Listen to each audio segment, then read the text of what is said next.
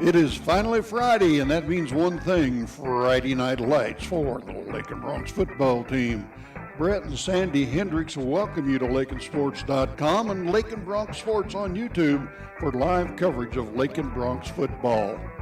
All of the football action is brought to you by the KCB Bank of Laken and Garden City, the agency of Laken and Garden City, your full-line insurance agency, Laken Hay and the Laken Dairy, Fred Ripsema, Shelter Insurance, Gwen Wechter, East Highway 50, Laken, Flashbacks Diner, West Highway 50, Laken, the Golden Plains Credit Union, Life with a Touch of Gold, the Laken Recreation Commission, Laken Drug, 610 O'Laughlin, Laken, Shorty's Cafe, Main Street, Laken, the Kearney County Economic Development, Ralph Goodnight, Pioneer Communications of Southwest Kansas, Hendricks Welding, Brad Hendricks, and D-Bach Metals of Laken, player of the game, medal sponsor. It is time now to head to the press box with the longtime voice of the Laken Bronx, Brett Hendricks, along with Jared Hendricks. Take it away, gentlemen. And a good Friday evening. Welcome to LakenSports.com, Laken Bronx Sports YouTube. We're going to interrupt what our normal pregame rotation is. They are going to do senior night introductions right off the bat here this evening. So I'm going to bounce upstairs and leave the mic open for the public address announcers. But we're going to recognize seniors, and then I'll be back down and we'll continue with our pregame. Once again, thanks for joining us. We'll be back. Our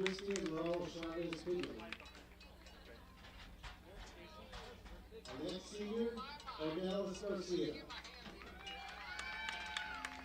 Ornelas is the daughter of Lizette and Carlos Juarez. And our final senior cross-country member is Haley Hoover. Haley is the daughter of Patty and Kevin Hoover.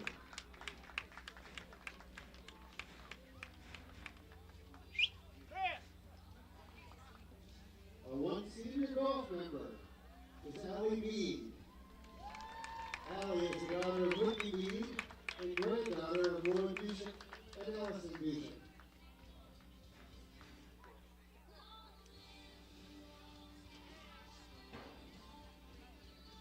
And now for our senior cheerleaders. First, Damaris Dominguez. Damaris is the daughter of Dana Vasquez and Juan Ramos, and escorted by her grandmother, Rosa Maldonado. Our second cheer member is Maggie Gannett. Maggie is the daughter of Dale and Lisa Gannett.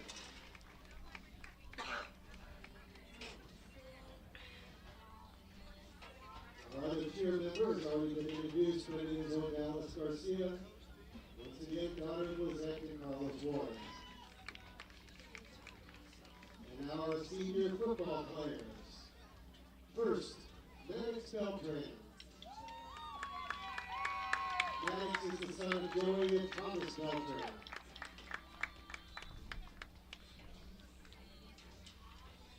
Next is Damian Dorado, son of Miranda Ornelas and Eddie Ornelas.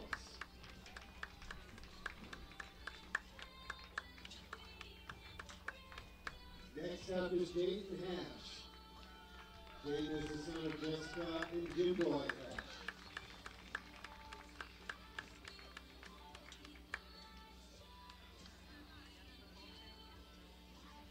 Our penultimate member, Xander Luna. Xander is the son of Tanya and Isaac Luna.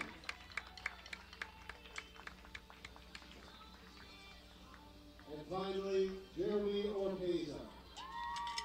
Jeremy is the son of Eduardo Hernandez and Lois Orteza. We would like to thank these seniors for their hard work and dedication in representing Laken High School. And thank their parents for the support of not only their son and daughter, but their support of all athletes at Laken High School. The volleyball team had their senior night Tuesday. They will play tomorrow in the other four on the HPL tournament. Maya Brown, a sophomore, will travel to Heston to play the state kickoff tournament Monday. The cross-country teams will be traveling to regional to Pregame next Saturday. And the church football team will travel to Lakin next Friday for their last district game. Again, thank you, athletes and parents, on behalf of everybody at Laken High School. Good luck with the rest of the season. Please give the seniors and their parents a round of applause. Congratulations.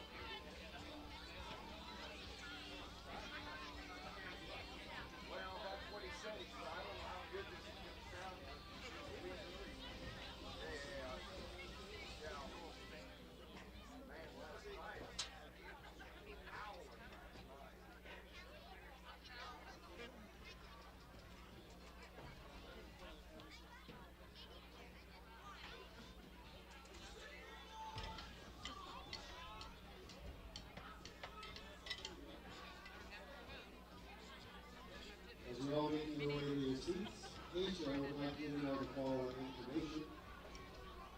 We do have an athletic trainer on the north sideline, the home sideline. So if you have any need for that, please seek her out. We have ATVs located in the conference area on the south wall of the concession area. Everybody is in need. Somebody can grab it, get it to the people who need it. As soon as possible.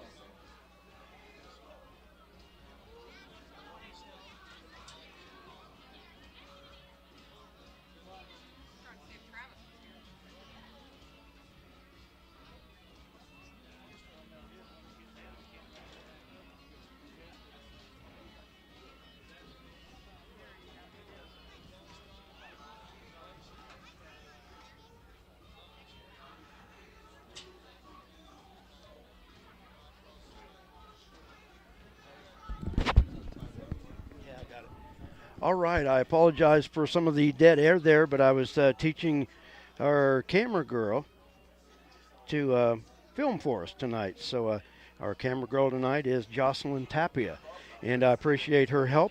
And let's get our pregame started. Our pregame sponsor is the Golden Plains Credit Union, Main Street, Laken. Refinance your auto loan at Golden Plains Credit Union. You can lower your current auto loan rate by 2% with no payments for up to 90 days. Rates can be as low as 3.25% annual percentage rate. This offer applies to loans financed from another lender. Think of all the money you could be saving every month. This is a limited time offer, so stop by and ask about refinancing your auto loan today. Golden Plains Credit Union. Life with a touch of gold. Member NCUA. Our coach's interview is brought to you by the agency, Main Street, Laken, and Garden City.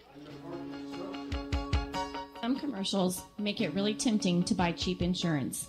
That's great if price is the only thing that's important to you. The agency believes cost is important, but protection is what you're really paying for. Rely on the agency to build the policy that protects your property at a price you can afford. Call the agency today at 620-355-6789.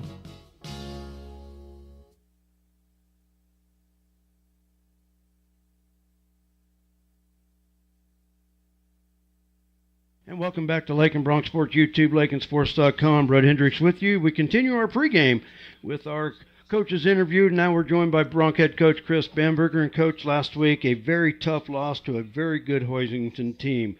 But looking back at it, there were times I thought the Bronx did some good things, even though it was a big loss.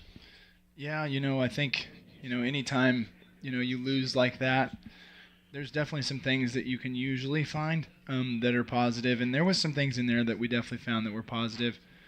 Some things that we were hoping to build on, maybe some confidence boosters, even in a loss, some things that they were able to do. So hopefully that's something we can put on tape tonight. One of the things that a lot of teams tell each other, against good teams you can't afford to make mistakes, and I think that's what hurt the Bronx last week, especially on special teams. Opening kickoff ran back for a touchdown. Their kickoff was an onside, and then we lost a fumble later in the game. But those type of mistakes against good teams, they make you pay. Absolutely, and that was definitely our point of emphasis on the negative side.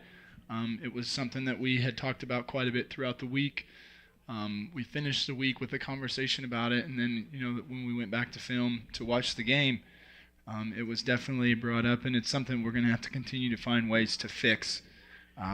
It's hard to beat any team with those kind of mistakes, let alone a top team in the state. So it was a tough momentum to overcome. Honestly, I felt like we handled it fairly well. We did get a stop, I think, that series that we gave up the possession. Yeah. And then we answered with the score that ended up getting called back. But I felt like we were not in a terrible position after all of that. Then they got big and they started running downhill on us. Yeah, and the thing about it is that there's a lot of what ifs, ands, and buts with sports, but that touchdown by Ross Ryder doesn't get called back. It's a possibly 2016 game.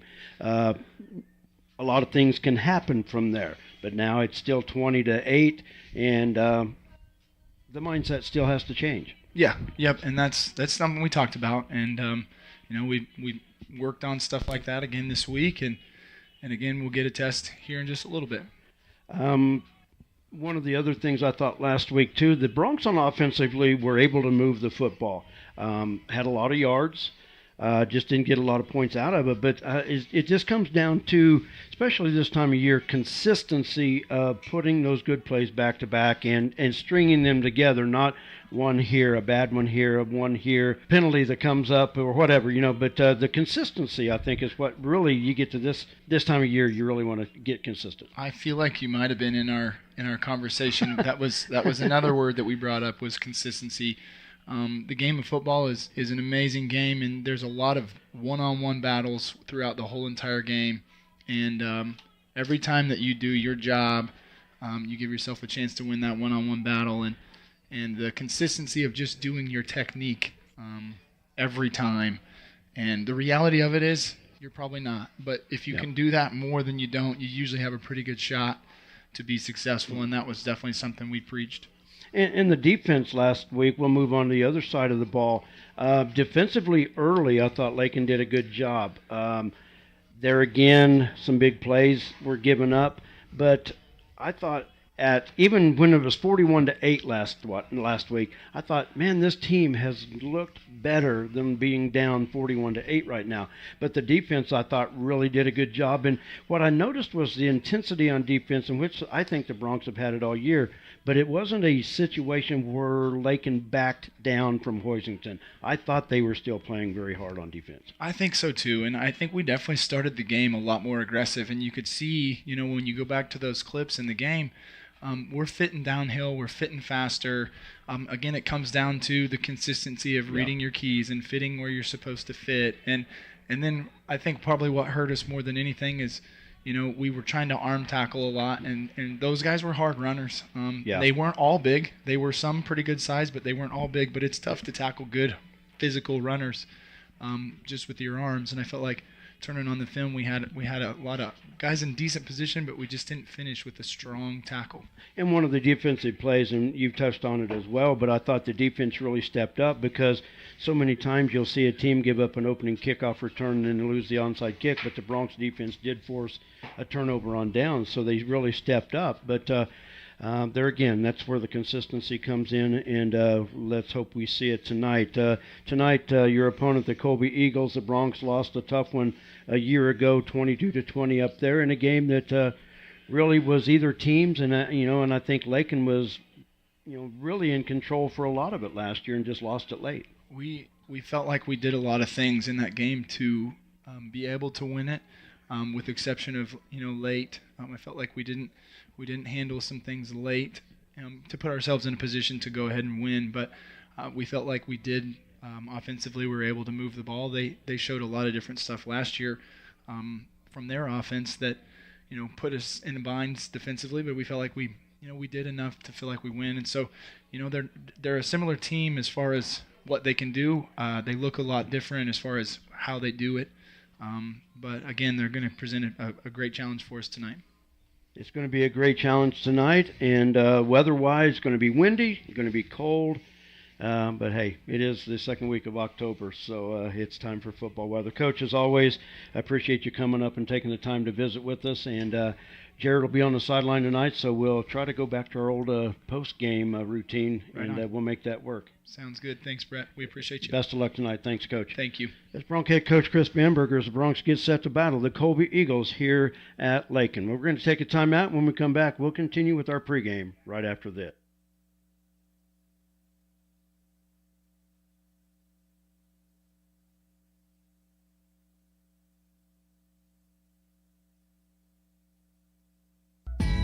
Experience the best in customer service when you call the agency for an insurance quote. The agency can provide insurance coverage to meet your needs. Protect your financial future by calling the agency at 620-355-6789.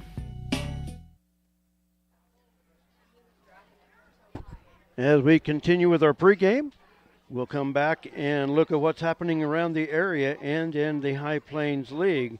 Brought to you by Pioneer Communications of Southwest Kansas. They said this place was too isolated to call home. They said it was too remote to build a community. And then one day, a farmer strung a copper wire from one fence post to another and changed everything. We didn't build the communities of Southwest Kansas. No, we just brought them together. Here's what's going on around the High Plains League in Week 7. Take a quick look at last week's scores for Week 6. Plainville shut out Syracuse 42-0. Larned down Southwestern Heights 48-8. Stanton County Trojans were on a bye. And the game you saw right here on Laken Bronc Sports YouTube, Hoisington down Laken by the score of 63-15. 8-man games in the High Plains League. Wichita County all over Meade by the score of 66-32. Sublette shut out South Gray 32-0. And Spearville down Elkhart 54-14. Games this week. Syracuse 0-5. They travel to Oakley to battle the Plainsmen. Stanton County is 2-3 on the season. They travel to Plainville. And our game tonight, Colby 3-3 and the Bronx 4-2. In 8-man actions tonight in the High Plains League, Wichita County 6-0 at 4-2 Sublette, and 4-2 Elkhart is at South Gray. That's what's going on around the area in the High Plains League, brought to you by Pioneer Communications.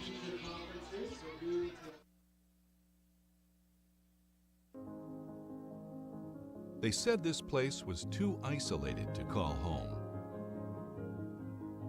They said it was too remote to build a community. And then one day, a farmer strung a copper wire from one fence post to another and changed everything. We didn't build the communities of Southwest Kansas. No, we just brought them together.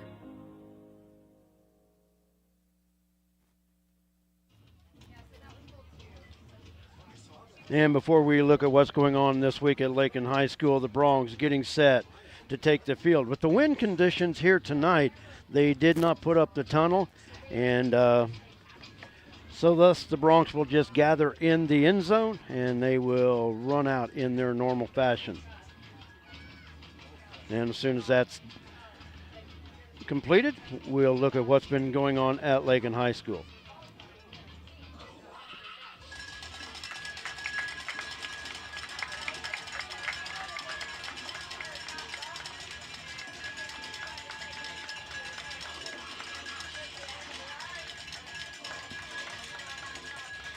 As the Broncs take the field, Here's what's been going on at Laken High School. Last week on Monday, girls golf was at the 3-2-1A Regional at Goodland. Maya Brown finished 15th with a 109. Allie Mead finished 18th with a 110.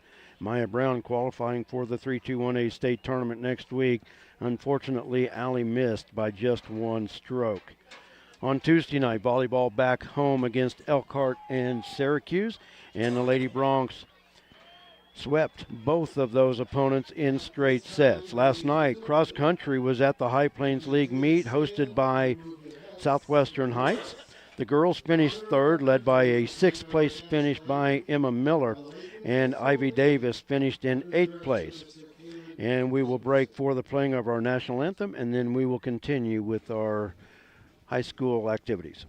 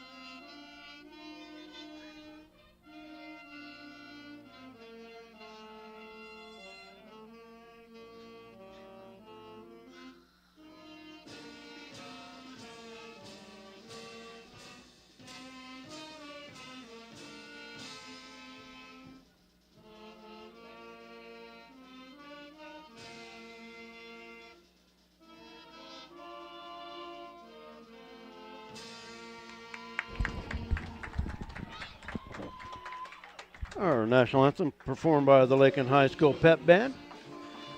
And back to last night's cross-country results. The boys are the 2023 High Plains League champions for the first time since 1993. Hard to believe it has been that long, but congratulations to them. Austin Ritzema, the High Plains League champion, besting the field. Alex Luce finished in second place. Zael Bermudez finished fourth. Gabe Cox finished fifth, and Justin Leader finished eighth. So congratulations to the 2023 High Plains League cross-country boys team. Next week, well, we'll start for tomorrow. Tomorrow, the Lady Bronc volleyball team is at Leota for the High Plains League volleyball tournament. Laken is the number 2 seed and opens at 9 o'clock against Sublette. The Broncs are the 4-time defending High Plains League tournament champions, looking to make it 5 in a row tomorrow. And we will be in Leota for all the volleyball action tomorrow starting at 9 o'clock. Next Monday and Tuesday, 3-2-1A state golf at Heston. And good luck to Maya Brown. Captains are on the field as I speak, and we're getting set to get things started. A little bit of an abbreviated pregame here tonight. Keys to the game and starting lineups brought to you by Matthew Medill, CPA on Main Street in Laken, professional certified public accountant, and big time service with a small town setting. Starting lineups, I'm looking for them and I can't find them. Here's starting lineups for Laken. At center, wearing number 54, Jayton Hash. Wearing number 52 at right guard, Norian Cantu. Jeremy Orpiza starts at left guard, wearing number 65. At right tackle, Eli Bemis wearing number 72. Wearing number 58 at left tackle, Timmy Johnson. The wide receivers wearing number 12, Drew Patterson, and wearing number 2, Javian Granado. At fullback, wearing number 15, Coulter Oldham. The slot backs for the Broncs wearing number 1, Ross Ryder, and wearing number 3, Armando Salcido. And at quarterback, wearing number 7, Maddox Beltran. Laken won the toss and has deferred their choice to the second half. Our pregame sponsor tonight, the Golden Plains Credit Union, Main Street, Laken. We're back for the kickoff right after this. Refinance your auto loan at Golden Plains Credit Union. You could lower your current auto loan rate by 2% with no payments for up to 90 days. Rates can be as low as 3.25% annual percentage rate. This offer applies to loans financed from another lender. Think of all the money you could be saving every month. This is a limited time offer, so stop by and ask about refinancing your auto loan today. Golden Plains Credit Union. Life with a touch of gold. Member NCUA.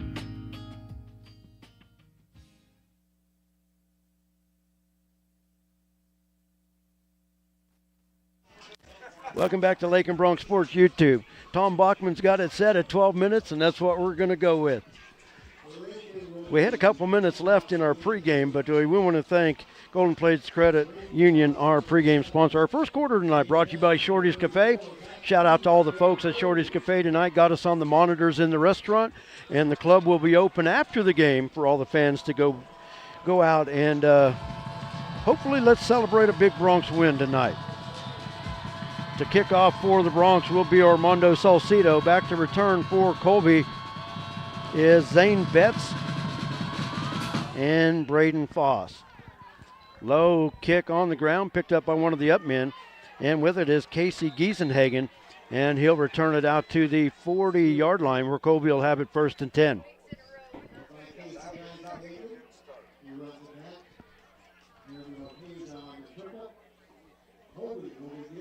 So Colby 1st and 10 from their 40-yard line. Colby comes in 3-3 on the season. The Bronx are 4-2, looking to get back on track after that loss to Hoisington a week ago.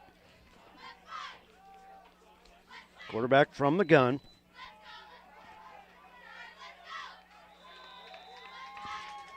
Quarterback is Kason Carroll, wearing number, wearing number 3.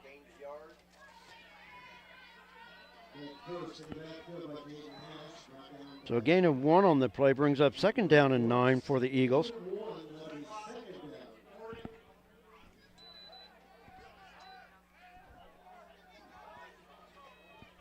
Carroll this time will go under center.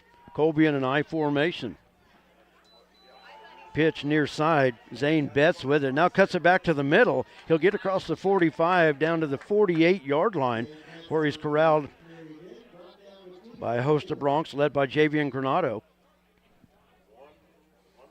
And it'll be 3rd down and 1 after a gain of 8 on the play.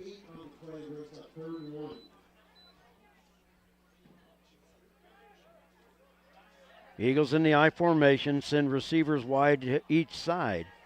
Bronx with the 5 men on the line of scrimmage. And the give is up the middle.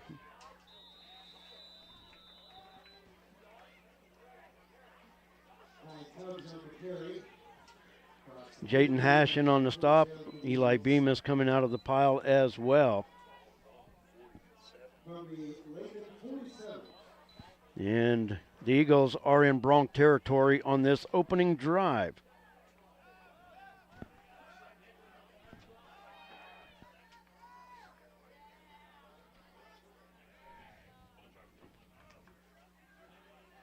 From the gun, give us to Betts. Betts takes it up the middle. He's going to gain a yard before he's gang tackled. Jayden Hash once again leading the charge. Norian Cantu coming out of the pile as well. Maddox Beltran from his corner position in there. No, that was Ross Ryder, not Maddox. So a gain of 1 on the play brings up 2nd down and 9 for the Eagles.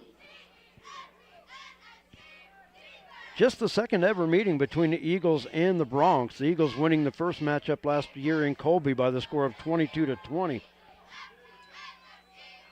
Give is up the middle to Betts. And it's Eli Bemis there to stack him up. He's going to lose almost 2 yards on the play. He will lose 2 yards. And that'll bring up 3rd down and 11 for the Eagles. Nice penetration that time by Eli Bemis.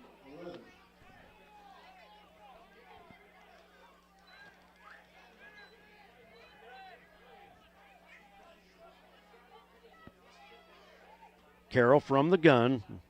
Lone setback is Zane Betts. Looking to throw. Off to the left flat, and it is short. Falling incomplete, intended for Casey Giesenhagen. And Colby now faced with a 4th and 11.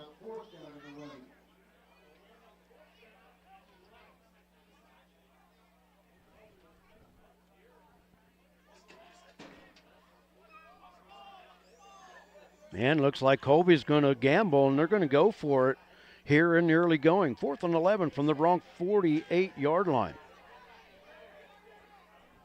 Big chance for the Bronx defense right here. Carroll with the snap. Granado, and he's going to be sacked. Javian Granado sprinting in from the defensive position. Also in there was Eli Bemis, and the Bronx are going to take over in great field position. 1st and 10 in Colby territory. Laken will take over on down. It'll be 1st and 10 from the Colby 42-yard line. I want to thank Jocelyn Tapia on our camera tonight. Bronx after turnover on downs. 1st and 10 from the Colby 42-yard line. Bronx come out in a tight formation. Beltran under center. In motion is Salcido. And the give is to Ross Ryder up the middle. He'll gain in. I think we've got a flag on the. I don't see the flag, but there's a whistle on the play. I don't see the flag anywhere. It's over. Oh, there it is on the 40. Yep, I see it. We need to drop it in the green stuff so we can see it. Can you hear me well? I see. Yes, I can hear you, Okay. Jared. I'd almost forgotten about you. Welcome back to the sideline. Yeah, I was wondering if you're ever going to throw me in, and I just kind of got impatient. It's like, it's all right. I'm just going to butt in now. Well, yeah, you do it anytime you want to. Well, you know, you only work part-time for us, so, you know, it's just hard for me to think about you here. Yeah, I know, huh? Well, I hear you pretty good on this half. Kind of towards that way. It goes in and out a little bit, but I had to switch it from local to DX, and now it works fine. Okay, good deal. Yeah, I tried it out earlier, and I don't know what the deal is. Dang electronic stuff. Go figure. Yeah. Beltran fakes it up the middle of the pitch to Salcido around the right side. He's across the 40, the 30, and tripped up as he crosses the 25-yard line. I'll tell you what, they don't grab a shoelace there. He's walking into the end zone. Nice play.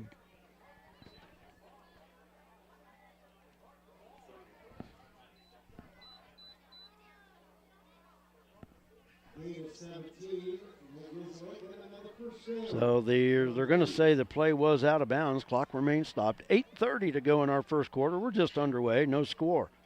Bronx defense holding Colby on downs. Ross Ryder going in motion. And that's going to draw the Eagles off sides. And it'll be a 1st and 5 for the Bronx from the Colby 25-yard line. Tried something a little bit different tonight. I am in the main press box area tonight. I gave up the room for Open Spaces Sports tonight. And, yeah, I know. That's what I get for being nice. I didn't have a heater on in there anyway, so, you know, hey, what the heck. Not that I gave up much. Get to sit out here and talk to Tom. Give is up the middle. Coulter Oldham with the carry. He's across the 20 and will have enough for the first down.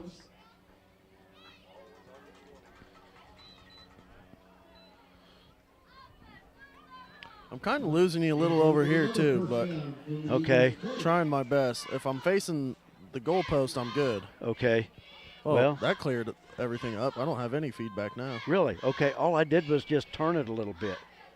Oh, yeah, I don't have any feedback now. Okay. That's perfect. Okay. So moving on to 8 minutes left in the quarter. I'm trying to run my clock down. 1st and 10 for the Bronx at the 20-yard line. Give is to Oldham. Smashes off the first tackler, fighting for extra yards. And now the Bronx will have it 1st and goal.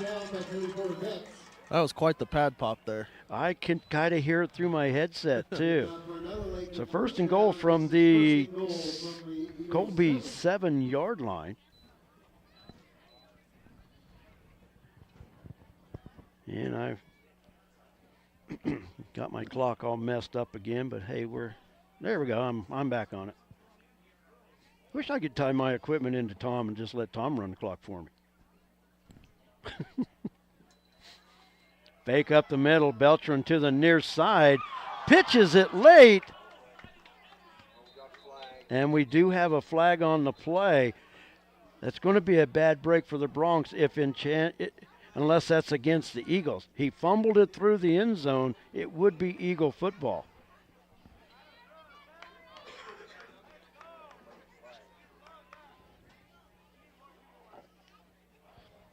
Man, that looked like another play that I didn't like to see earlier this year. Well, you had that because it happened against your Vikings. Yeah, but we're going to get a forward pass. So going out of the end zone, it's not going to matter. Okay. Illegal forward pass? Yes. Okay. So that saved us there. Much rather take that flag than a touchback going the other way. So it's still going to be first and be second and down. goal now because that's a loss of down. So second and goal now from the 10-yard line. So thanks for catching that, Jared. And I actually heard them talking about it because they're on this side, so I Well. could be the insider scoop this time. Yeah, that's the plus of having you down there. You can hear all that stuff. Beltran. Pass. Oh, out to the flat. Javian Granado fell down, but a great reception. That'll bring up third and goal for the Bronx at the Eagle 3-yard line. They came out with a little bit of fire tonight. Their defense getting a huge stop there for a turnover and then marching it right back down the field. Man, I'm loving how they're starting this game off.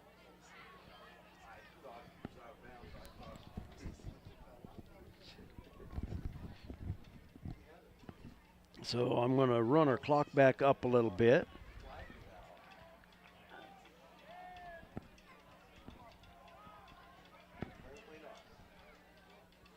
So third and goal for the Bronx. Give is to Oldham. Off the left side. And he's in for the score. 6:45 remaining in our first quarter. Bronx draw first blood on a Colter Oldham 3-yard run. I also did get some word on the game for Larned week. You what? I got some word for the game at Larned next week. Really? What's that? Big Mike said that everyone needs to be tuning in because that's going to be the game of the year. So he told me to let you guys know that. Well, the thing about it is a must-win if the Bronx want to play at home in Week 9. That is for definite. Yeah, he said make sure everyone's tuning in. It's going to be a good one. Bronx line up and go for two. Maddox over Drew Patterson, and the two-point conversion is no good, but the Bronx with the 6-0 lead, scoring on their first drive after holding Eagles on downs in the first possession. So good opening drive for the Bronx. And once again, Jared Hendricks on the sideline for us tonight.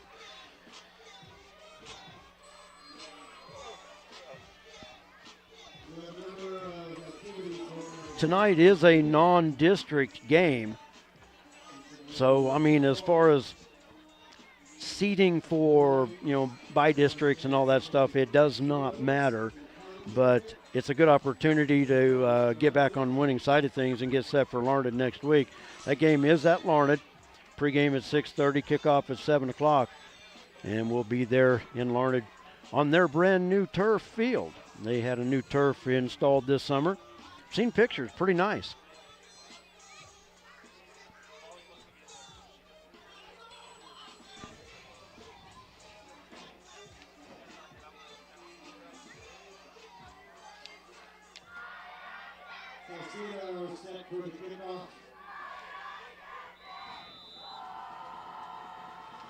Salcedo to kick once again for the Bronx. Line drive on the ground. Oh, that was very close. And I'll tell you what, that was close, but thank goodness Ross Ryder rolled over the top of that runner. Yeah. Because in high school, I mean, they're down. You can't touch them. And yeah, I was say he had it. Well, his knee was up, and then it was down like right as soon as he got there. So that was a smart play. Yeah. So thankfully he was able to do that. Colby, once again, good starting field position at their 40-yard line. They got into Laken territory their first possession, but Laken was able to hold on downs. It give us fake us to Betts, and the pass to the near side is complete to Guy Tubbs. Tubbs is brought down by Colter Oldham after a gain of about, well, they're going to say 7 yards on the play. So that'll bring up 2nd down and 3 for the Eagles. crisp night for football here at Laken. The wind is dying down quite a bit from what it did all afternoon, but it's still blowing pretty good out of the north. Fake up the middle to Betts, and that was a broken play for Kason Carroll, and he's going to be dropped for a loss. Norian Cantu in on the stop. Looked like Ross Ryder joining him, so a loss of 2 on the play brings up 3rd down and 5 for the for the Eagles. Yeah, it doesn't feel too bad down here right now. The breeze is kind of being blocked by the school and the grandstand, so. And I also got several layers on. Yeah. I've got layers on, and I'm even inside up here. 3rd and 5, give up the middle, and nothing doing.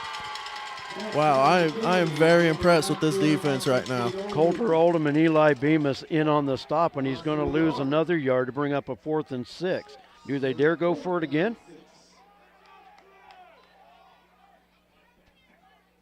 And looks like they're going to run the punter out this time. Now, Jared, aren't you glad it wasn't this cold last weekend? Yeah, extremely excited it wasn't. Even though you were inside. Well, still, that doesn't matter. Walking around and stuff would not have been fun up there because cold up there was probably be snow too. Yeah, exactly. High wobbly kick by Casey Giesenhagen, and it took a Laken bounce. The Bronx will take over 1st and 10 from their 45-yard line. It's a great starting field position once again for the Bronx on their second possession. 4:53 remaining in our first half. If you're just joining us, the Bronx scored on their first possession on a 3-yard Coulter Oldham run. Also want to remind everybody the Lady Bronx volleyball team on the road at Leota tomorrow for the High Plains League Volleyball Championships. We'll be there for all the action starting at 9 o'clock with Laken's first match at 9 against Sublette. Toss to Salcido, looking to gain the edge, and he's not going anywhere. He's going to lose 5 yards.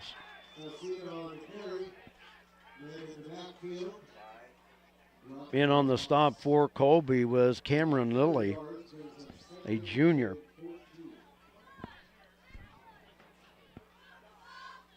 Actually, they're going to give him a 4-yard loss instead of 5, so 2nd down and 14 for the Bronx at their 41-yard line.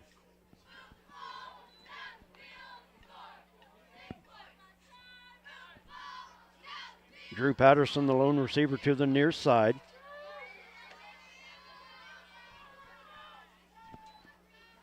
Give this to Oldham. Then he breaks the tackle across midfield. Stiff arms the defender, but he's able to, Simon Salcido able to drag him down.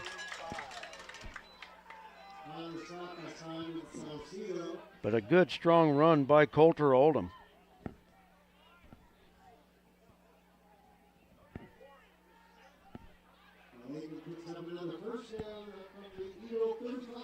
It's a 1st and 10 Bronx.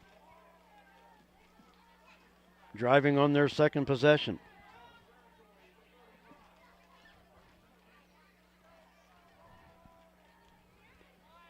Salcido in motion to give this to Oldham up the middle. And he dropped it. Coulter had it stripped away, and Colby has the football. Coulter quick through the line. Colby able to reach in and grab it. I could tell just by body language that Coulter, when he hit that second line of defenders, didn't have the football.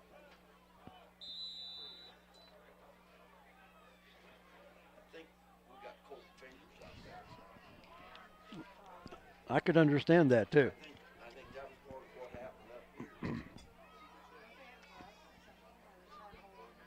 The 1st and 10 Colby. Quick pass to the far side, almost picked off by Oldham. It'll fall incomplete. 2nd down and 10. Man, if he would have popped that up just a couple more feet, I think the other cornerback over there was going to be able to run and get underneath that one. I like what the Bronx are doing on defense so far tonight. They're aggressive with the front, and the couple times that Colby's passed, of course, one was thrown into the ground, but the defense has been there so far. Yeah, big word for the day. They're very tenacious out there, playing with a lot of tenacity. Carroll back to throw. Down the sideline is complete. Wow. The defensive back in front of the receiver, but Guy Tubbs was able to bring it in. Almost looked like Armando got turned around, maybe. So 1st and 10, Eagles at the Bronx 28-yard line. And Colby quick to the line of scrimmage in the hurry up. That pylon on the far side's knocked down. I might have to go put that back up. Do my good duty for the day. Pass to the near slot, complete to Braden Foss. Number 7, Foss. Brought down by number 2, Granado. Gain of about 4 yards on the play. It's going to bring up 2nd down and 6. 2nd and 6. Just inside the 25.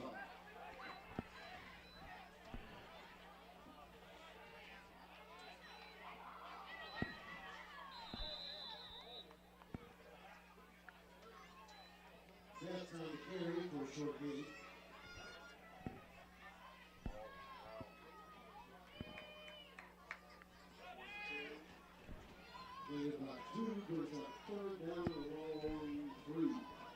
Third and about 3 after a gain of 3. I totally missed that play. I looked down at my monitor and looked up, and play was already over.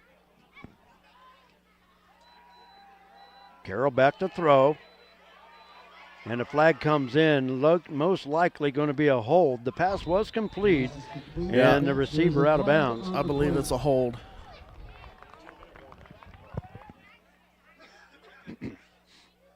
So instead of a 3rd and 3, it will become a 3rd and 13.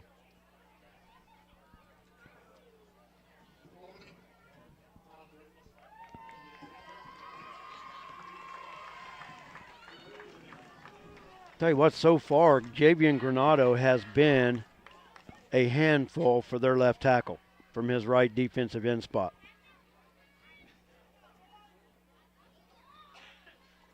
So the 10-yard penalty brings up 3rd and 13.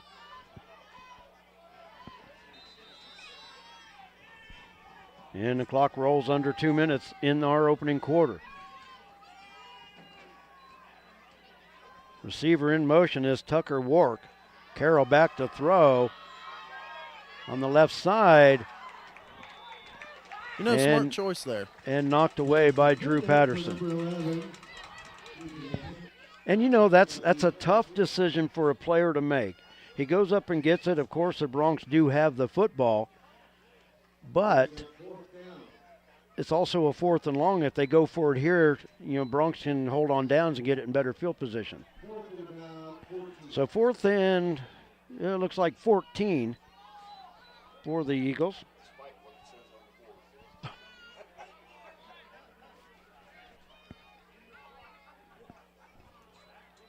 Carroll from the gun once again, and he's going to be sacked once again. Eli Bemis in the backfield. Coulter Oldham back there as well, but I'll tell you what, Eli Bemis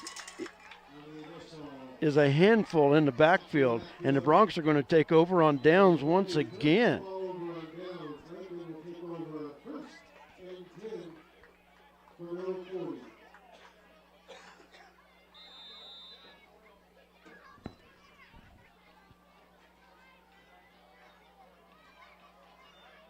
The 1st and 10 Bronx from their 40-yard line. 3rd time tonight they've started from their 30 or better. I mean, their 40 or better.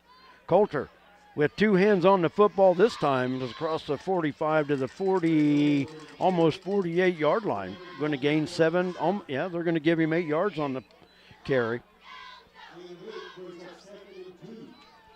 So 2nd and 2 for the Bronx.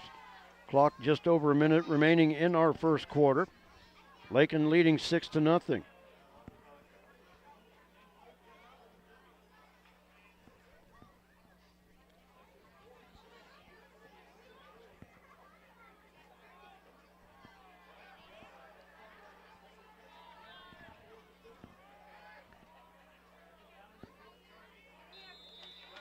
And another offside penalty against Colby as Salcido went in motion.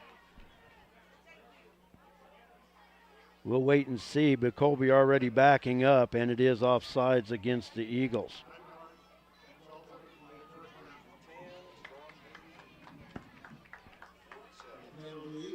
The penalty moves it into Colby territory, 1st and 10 from the Eagle 47-yard line. As the clock rolls. Good crowd on hand tonight. Tonight is senior night. Seniors were recognized before the contest. Patterson sprints to the near side. Granado to the right side. Beltran under center. Takes it up the middle to Oldham. Floats it out and is complete. They said it was incomplete. Ross Ryder had it but couldn't control it as he went to the ground. Man, that was about to be a huge play to end out this first quarter. It'll now be 2nd and 10.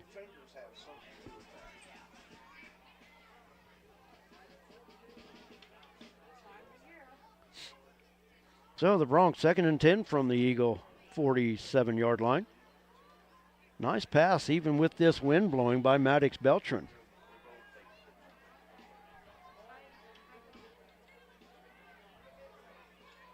Patterson split to the near side. Fake to Oldham. Beltran will keep it around the near side. He's across the 30 and will run out of bounds at the 26-yard line.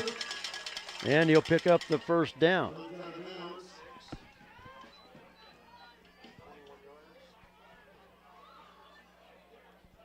A gain of 21 yards and another Laken first down, number 26.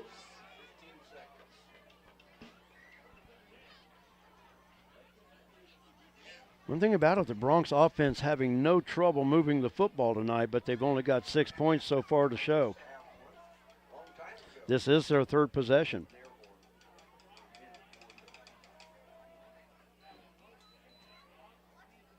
Give us to Salcido. And that carry ought to bring the first quarter to an end. And at the end of the first quarter, it's the Bronx 6 and the Colby Eagles nothing. Our first quarter has been brought to you by the fine folks at Shorty's Cafe, Main Street, Laken. Once again, they've got us on the monitors tonight in the restaurant, and the club will be open after the ball game for fans to go down and then, like I said earlier, hopefully talk about a Bronx win. Our second quarter brought to you by Shelter Insurance, the big red, white, blue sign, East Highway 50 in Laken. A lot of action on the street today, huh, Willie? Yep. Oh, check out the German V8. Good car. Auf Wiedersehen. Ooh, 64 dream car. At Shelter Insurance, we insure all your favorite rides. Oh, classic convertible. And have since 1946. Sweet pickup. Hiya, Muggsy. Yo. From Hot Wheels to hybrids, we've got you covered. Hey, mailman. Love those shoes. Hey, where you going? Shelter Insurance. We're your shield. We're your shelter.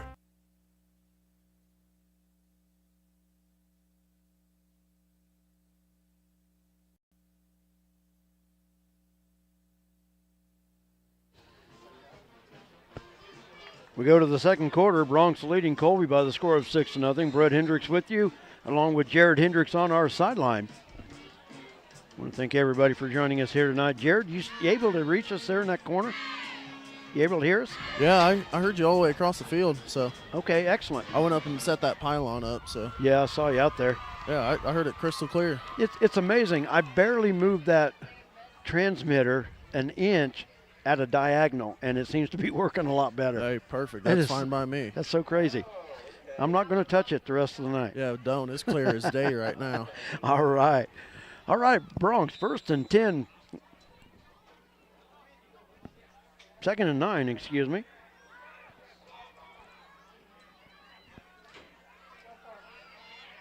Ross Ryder with it off the left side, off the defender, and into the end zone for a touchdown.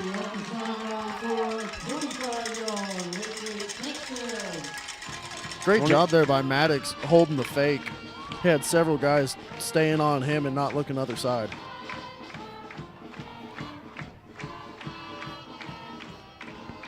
So Ross Ryder with a 25-yard touchdown run.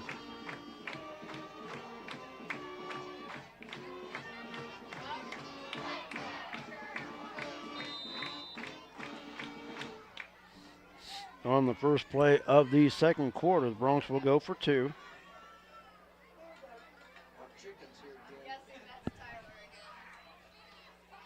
Give is up the middle. Coulter Oldham on the carry.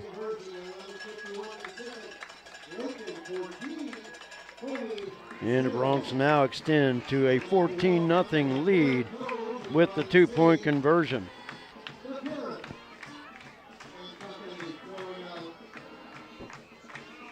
You know, you talked about Maddox's fake there, Jared. I think he's done a really good job with that. There's been a few times this year that I've bid on the fake as well.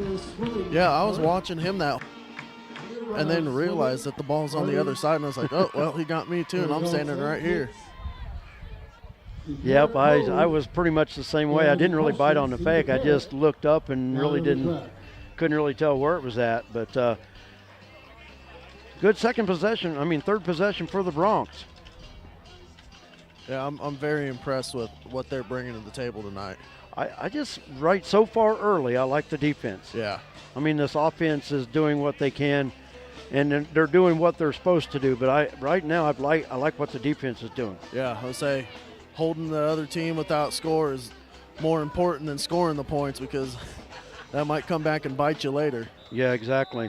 Salcido back to kick once again. Betts and Giesenhagen back for Colby. Taken by the up man, Guy Tubbs. And he's brought down just across the 35 to the Eagle 37-yard line, where Colby will have it, 1st and 10.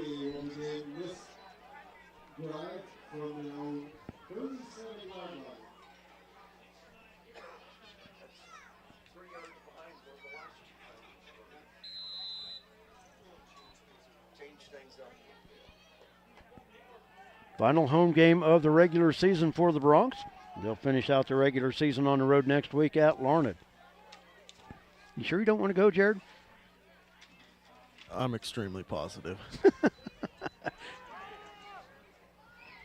Toss to the right side to Zane Betts. He gets across or near the 40. They're going to mark him, just across the 40 to the 41-yard line. Hey, that's my birthday weekend. I'm staying home for that. Gain of 4 yards on the play. Well, your birthday's not till Sunday, though. Yeah, so. I know. That's why I said the weekend. Heck, I'm more excited for next Thursday than anything. Yeah, I know what you're doing. Some death-defying stunts from the top rope over at timeout. Yeah, Betts with the carry off the right side. He's going to, maybe gain 1. That'll bring up a 3rd down and 5 for the Eagles. Yeah. Yeah, a little midget wrestling. Yeah, I'm ready for it. I've never been. I bet it's going to be electric. It'll be a lot of fun. I've seen some back to WCW and WWE, and they'd have some midgets come in and wrestle as well when they used to have them live in Garden all the time, and it was a lot of fun. Yeah, I'm ready for it. Give is up the middle to Betts. He's going to gain another yard. Coulter Oldham wrapping his feet. Javian Granado in on the play as well. And that's going to bring up another 4th down for the Eagle offense. 4th and 3.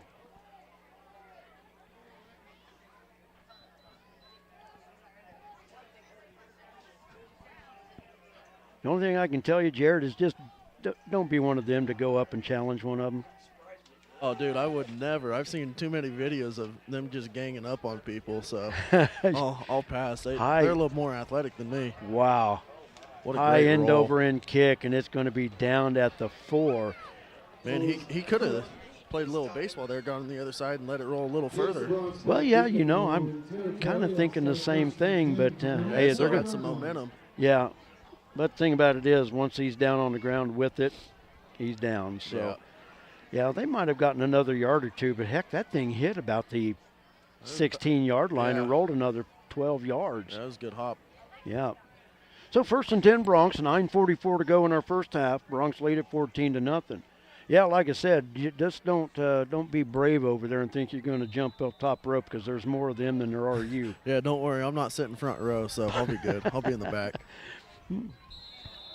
And we've got flags everywhere to start this play, and I think that time the Bronx jumped. False start against Lakin, so half the distance, going to be to the 2. Wait. So first and... Did you say false start offense? Yeah, well, it was. Oh, man, I forgot we had the ball from the punt. Yeah, we've got the ball, Jared. Sorry, yeah, wrong side. I zoned out for a second. That's my bad. The only thing I'm worried about next Thursday, like I said, don't get in trouble, but don't make me come bail you out. Oh, I'll be fine. Because you got beat. Oh, man, that's and unfortunate. And a fumble again. On the 2. And it's going to be Colby football at the Bronx 3-yard line. Oh, no. That's going to be a good night. I think it's only like 2 hours long, too, so that's perfect. Yeah. So first and goal for the Eagles at the Bronx 3 after another Bronx fumble. That's 2 in this half. Now it's time to see what this defense is really made of tonight. This is going to be a big challenge for them. Defense definitely needs to step up here. Carroll the give. And one play, and the score is good. Zane Betts with the carry. And Colby on the board after the Bronx turnover. He almost stripped that, but Colby player was luckily enough to hold on to that one.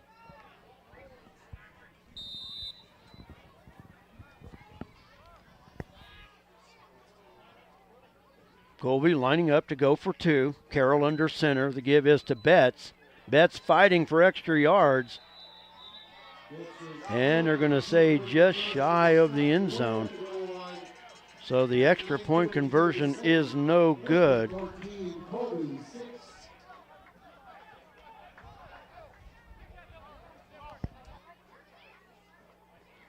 And the Bronx lead at 14-6. Our second quarter brought to you by Shelter Insurance.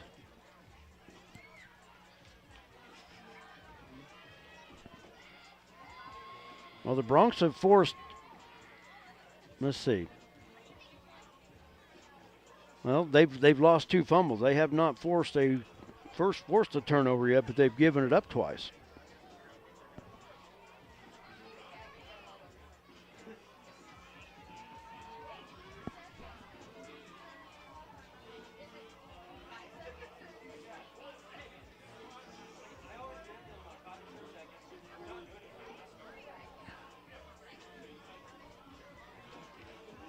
Alex Robles back to return the kick for Laken.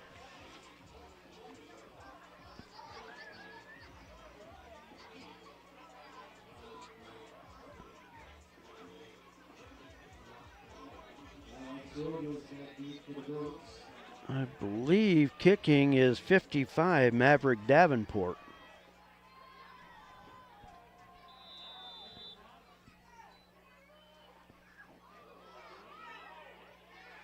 Ball is loose, and Colby recovers. So for the second week in a row, Bronx kick return team allows an onside kick attempt. That was pooched straight up in the air, and Laken just let it bounce. So Colby with it 1st and 10 at the Bronx 42-yard line.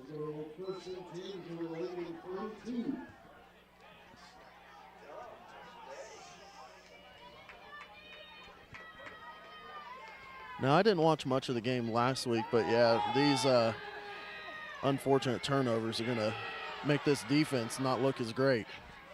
Carroll escapes the pocket before he's forced out of bounds by Colter Oldham.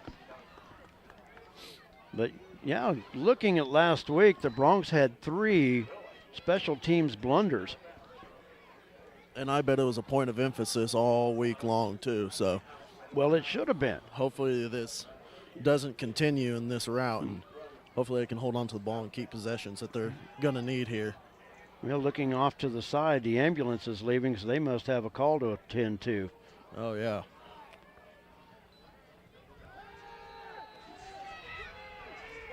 Screen pass set up to Betts. Well, you know it is Friday the 13th, and they say all the crazy stuff comes out on Friday the 13th, so who knows? Pass complete to Bitts. We're going to bring up a 3rd down and 6. That'll bring up 3rd down. I'll update everything here.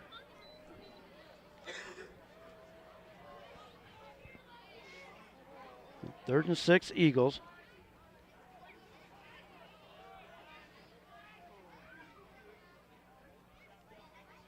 Carroll from the gun once again. Bronx with the blitz.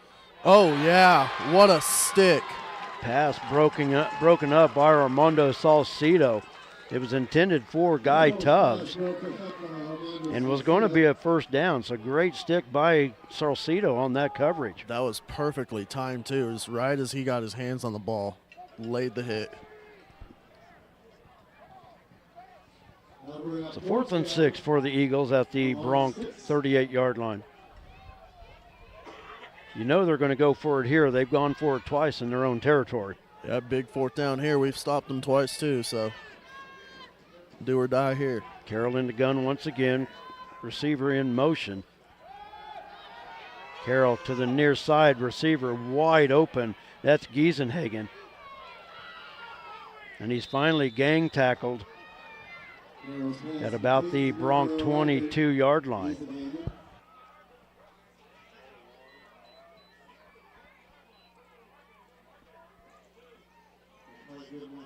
Colby's first down, 1st and 2. Laken 22.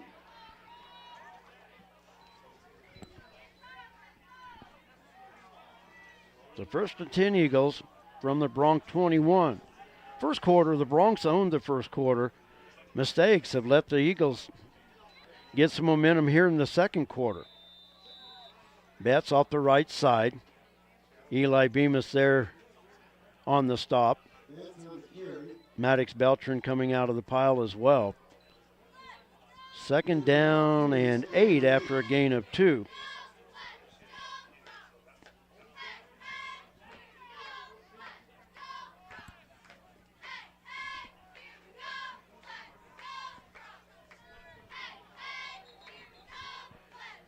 And we've got a timeout on the field called by the Bronx. So with 7:01 to go in our first half, Bronx with their first timeout. With that timeout, we're going to take one as well. Our second quarter brought to you by Shelter Insurance. A lot of action on the street today, huh, Willie? Yep. Oh, check out the German V8. Good car. Auf Wiedersehen.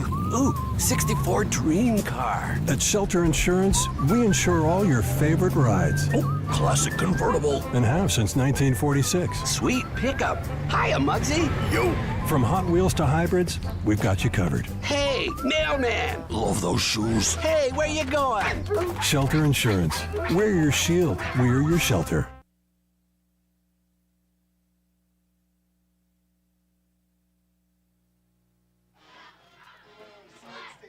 I want to thank our camera girl tonight, Jocelyn Tapia, running the camera for us tonight. Appreciate it. Appreciate everyone that has run camera for us, not just this year, but throughout our video days of streaming here with LakenSports.com.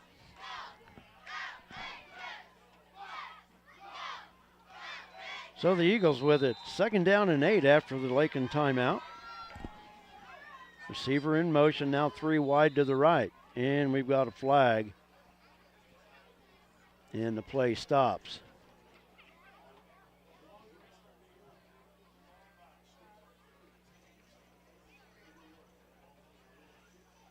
You might have to change spots permanently.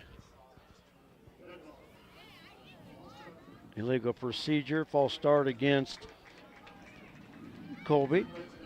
Can bring up 2nd down and 13. What do you mean, to give up my room and sit out here all the time? Well, or at least put the transmitter there, because I had you all the way back on the other side of the school by the bathroom. Did you really? Yeah, I had you inside the bathroom too, so I wasn't missing out on nothing. Because earlier I tested it, I could barely get to where you're walking across the track right there. It must have been just changing it to that DX instead of local. Well, and then like I said, I did shift it just barely. Pass to the near side. Betts with it. Nice open field tackle by Ross Ryder. But yeah, I've got great signal tonight. No other games, no nothing to interrupt. I'll be darned. Well, that's good. Can bring up a 3rd down and 9. I don't want to jinx it, so knock on some wood up there for yeah, me. no kidding. I'll knock on my head here. Well, I know I've talked to Nelson Ryder in the past that he likes to listen to it in his pickup. Maybe tonight he's able to do it for a change. Yeah, hopefully. You can check with him. He's sitting right there. Yeah. Carroll back to pass. Pass is complete to Braden Foss. It'll be enough for a 1st down. Eli Bemis once again in the offensive backfield for Colby, but unable to get close to the quarterback. Carroll's just able to escape the pocket. Yeah. It's a 1st and goal now for Colby from the Bronc 8-yard line.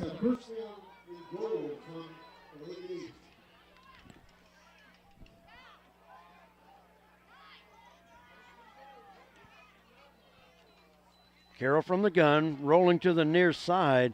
Pass is complete. Ow. That was an insane one-handed grab right there. That was a good catch by Guy Tubbs. I'm glad you confirmed that because it looked like I thought it was a one-handed catch. Yeah, too. he had his right hand out and just palmed it basically like a basketball. Yeah, that was a very nice catch.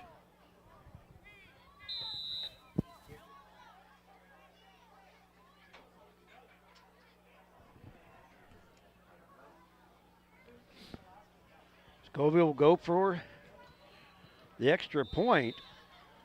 To the left. And the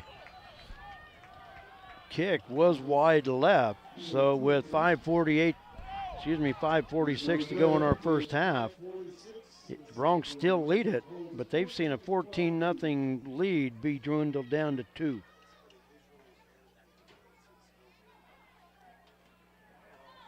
.546 remaining in our first half.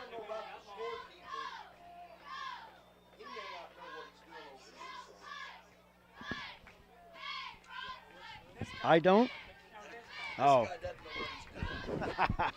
I have a hard time believing that. Well, this is my last. This is our last home football game. This is my last game. This yours? Oh, don't say that.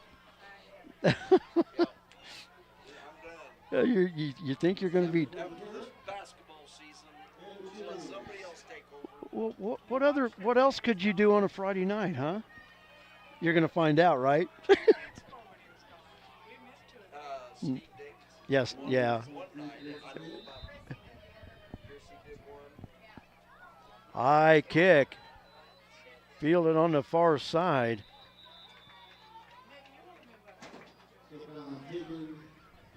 Man, that had the height of some punts. Well, I'll tell you what, and that last kick that he kicked had some height on it too. That's amazing.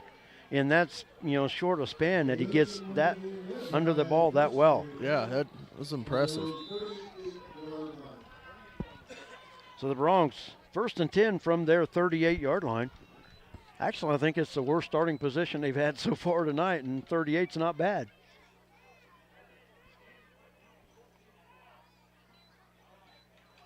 Fake is to Oldham, and the pitch near side to Salcedo. Across the 40, gets out near the 45 before he's spun out of bounds by Simon Salcedo. They're going to give him to the 45-yard line. So that'll be a gain of 7, bringing up 2nd down and 3. And a timeout on the field, and that will be a timeout by Colby. So each team has used a timeout in this second quarter. Each team with 2 remaining.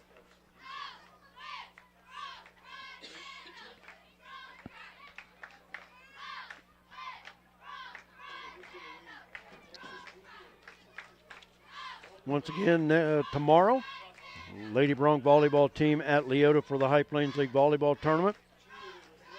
All the action starting at 9 o'clock with Laken's first match against Sublette. Laken, the number 2 seed in tomorrow's tournament.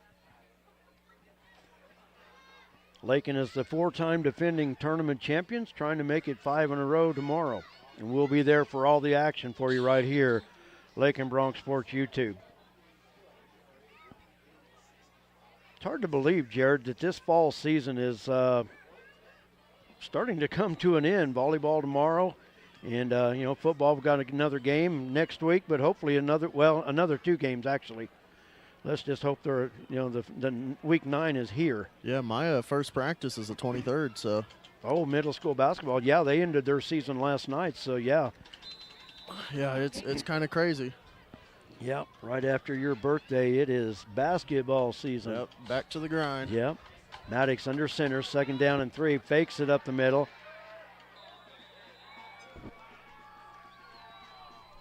Screen pass intended for Oldham. He was in the area but knocked down by Cameron Lilly.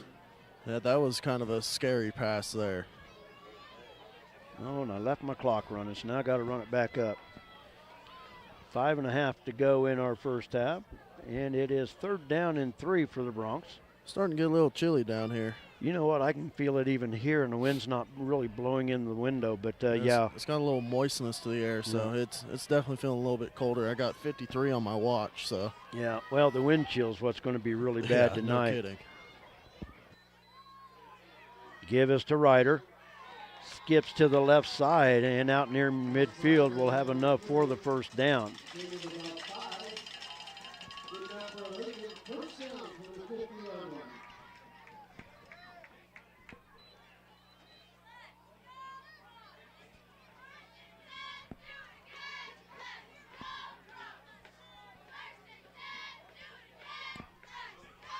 First and 10 Bronx from midfield.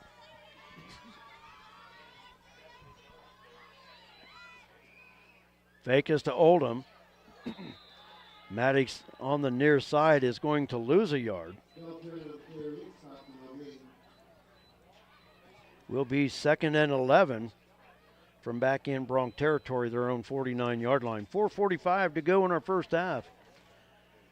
At the half, we'll look at the first half scoring. We're going to get a chance to talk to Laken High School principal Nate Schmidt. Haven't had a chance to visit with him all year. See what's shaking around Laken High School. Give us to Oldham off the left side. He's back into Colby territory. Stopped after a 4-yard gain.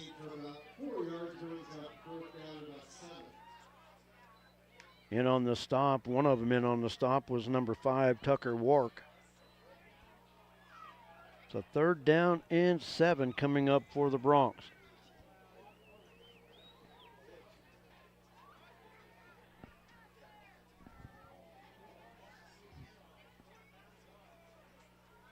Parrot back out here today.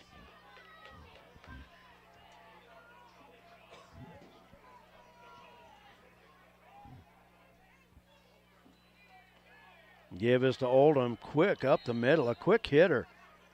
Pile's still moving, but they blew him dead just across the 45. So timeout on the field. Colby with the timeout.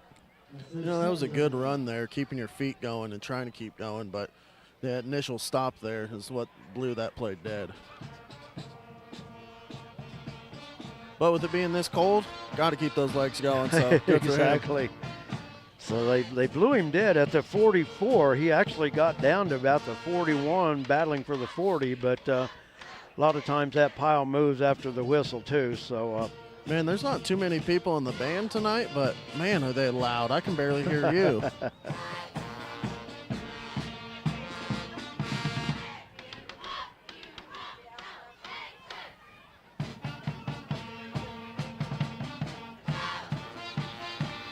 If you are the owner of a red code Taurus, Vinny County plates, 968 CAM, a red code Taurus, you're blocking in somebody.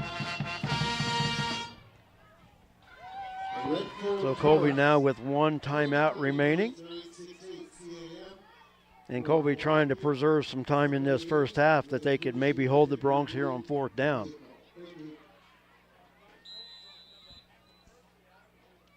So 4th and 4 for the Bronx at the Colby 44-yard line. Patterson splits wide to the left. The fake is to Oldham, and Beltran around the left side. He's still on his feet across the 30 and will fall across the 25-yard line. Another one of those fakes that I even bid on, Jared. I'm about to say the same thing. I was like, man, he just got stuffed in the middle, but nope, ran all the way to the outside. Didn't even see it. Well, and the thing about it is, I mean, you look at the way Maddox is carrying the fake. Coulter carried out the fake running. Yeah, he carried running it out like well. he had it. Yeah, they're doing really well in that aspect of their game. So the Bronx 1st and 10 from the Colby 24-yard line. Bronx still have 2 timeouts remaining. Oldham off the right side. He'll get out across the 20, inside down to the 19-yard line. So a gain of 5 is going to bring up 2nd down and about 5.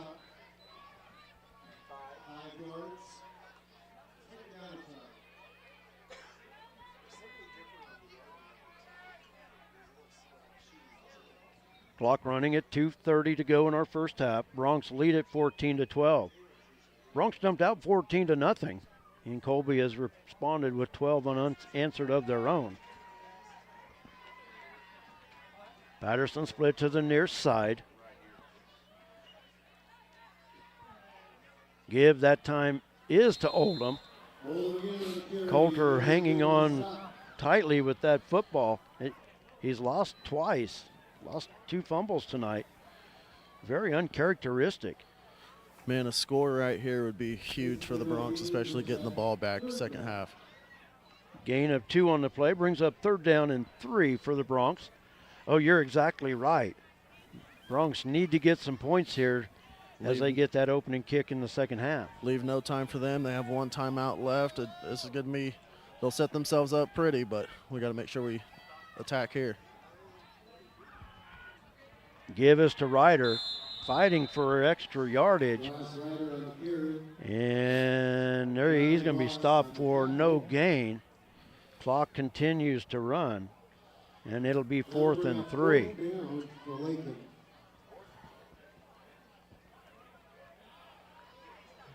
Actually, fourth and four. Yep. I was going to say, that looks like a long 3 from right here. And it was. Yeah, yep, it was. Clock running under a minute to go. Bronx still have 2 timeouts, but they need this 4 yards right here. Salcido, and now Maddox will call the timeout. So they were going to try to see if they could get that 4 yards on the penalty, but Colby, after jumping twice in this first half, staying put there.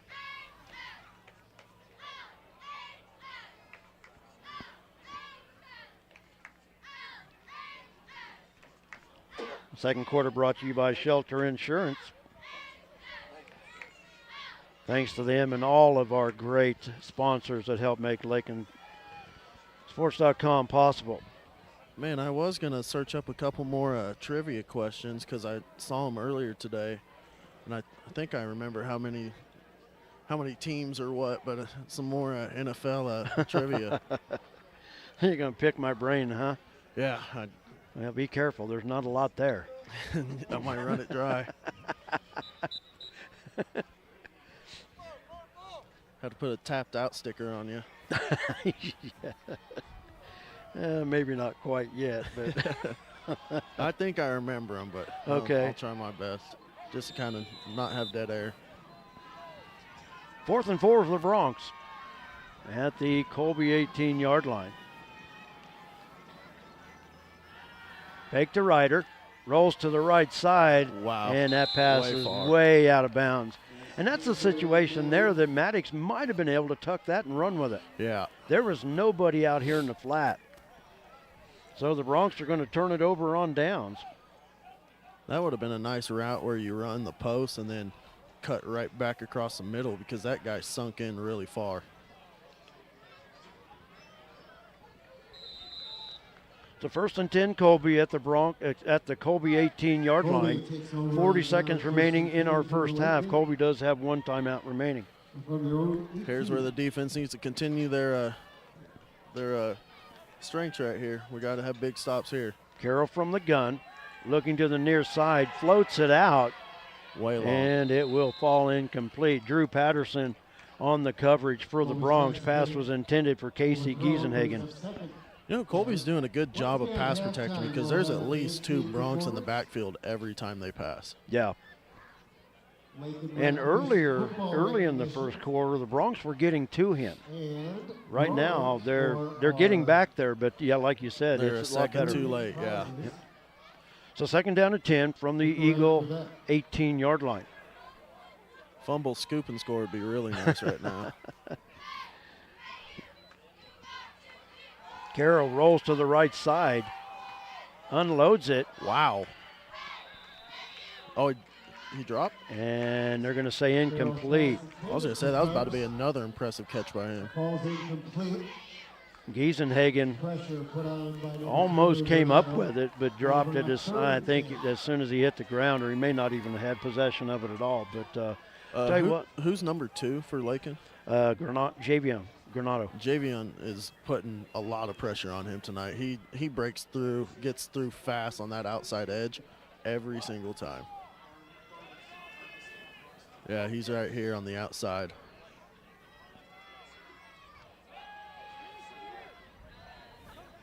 Right through again.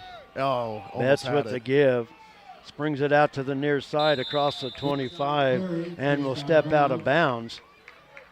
And with 20 seconds to go in the half, it will be a 4th and about a little over a yard. So it will be 4th down for Colby. Yeah, I love watching Javion right here. Let's see where they put it. 20. So a potential fake. Well, you definitely don't want to, you want to watch the fake here. 20 seconds to go in the half. 4th and 1. Colby looking to punt. And a flag on the play. Is that offsides? What did we line up offsides? How do you? Said 52 is lined up. Lined up offsides, so big penalty against the Bronx there gives Colby 1st and 10. I don't know who 52 is, but that's what the ref down here said, that it was lined up offsides, I think. Just lined up offsides, okay. So now 1st and 10 Colby with 20 seconds to go. They have 1 timeout remaining. Now we're just going to watch the deep ball and play contend. Carroll there he rolling. Is. There he is. And Man. once again brought down. Is that Javion again? Javion again. Man, that was. Oh, and he's down. I think he caught a cleat.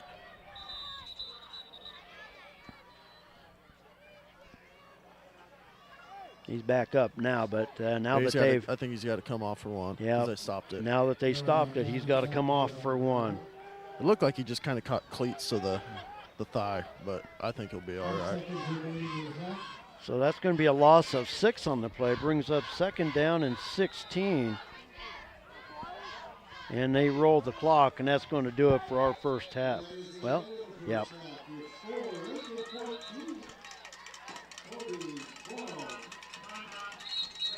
Oh, hold on. I think they blew the whistle that Colby wanted a timeout, but let's wait and see. 5 seconds.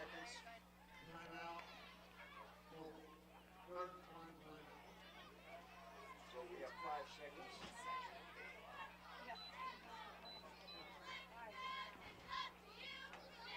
So we will put 5 seconds back on the clock. And Colby will have it 2nd down and 12. No?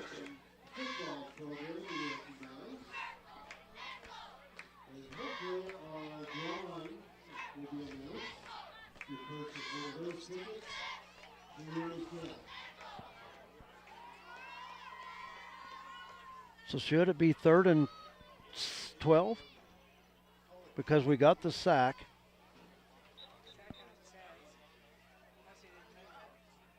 Oh, wait, we didn't run a play, though, did we? So, no, it's going to be 2nd down and 12, I guess.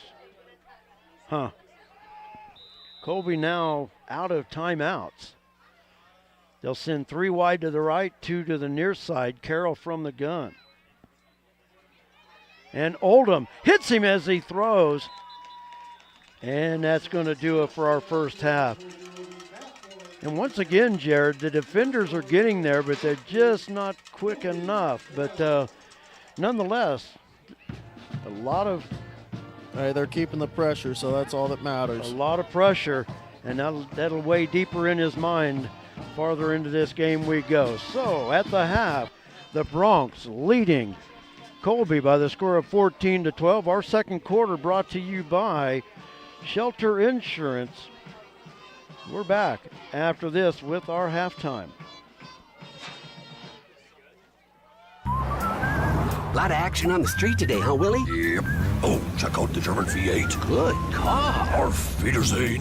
Ooh, 64 dream car. At Shelter Insurance, we insure all your favorite rides. Oh, classic convertible. And have since 1946. Sweet pickup. Hiya, Muggsy. Yo. From Hot Wheels to hybrids, we've got you covered. Hey, mailman. Love those shoes. Hey, where you going? Shelter Insurance.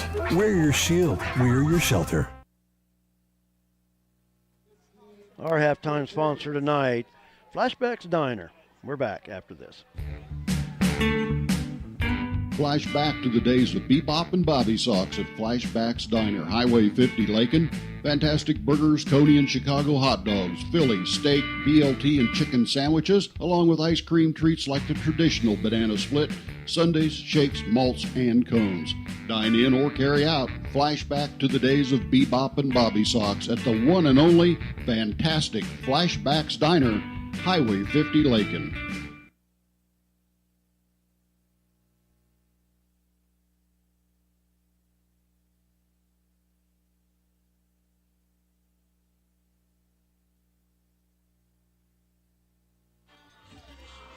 Welcome back to Laken Bronx Sports YouTube, LakenSports.com.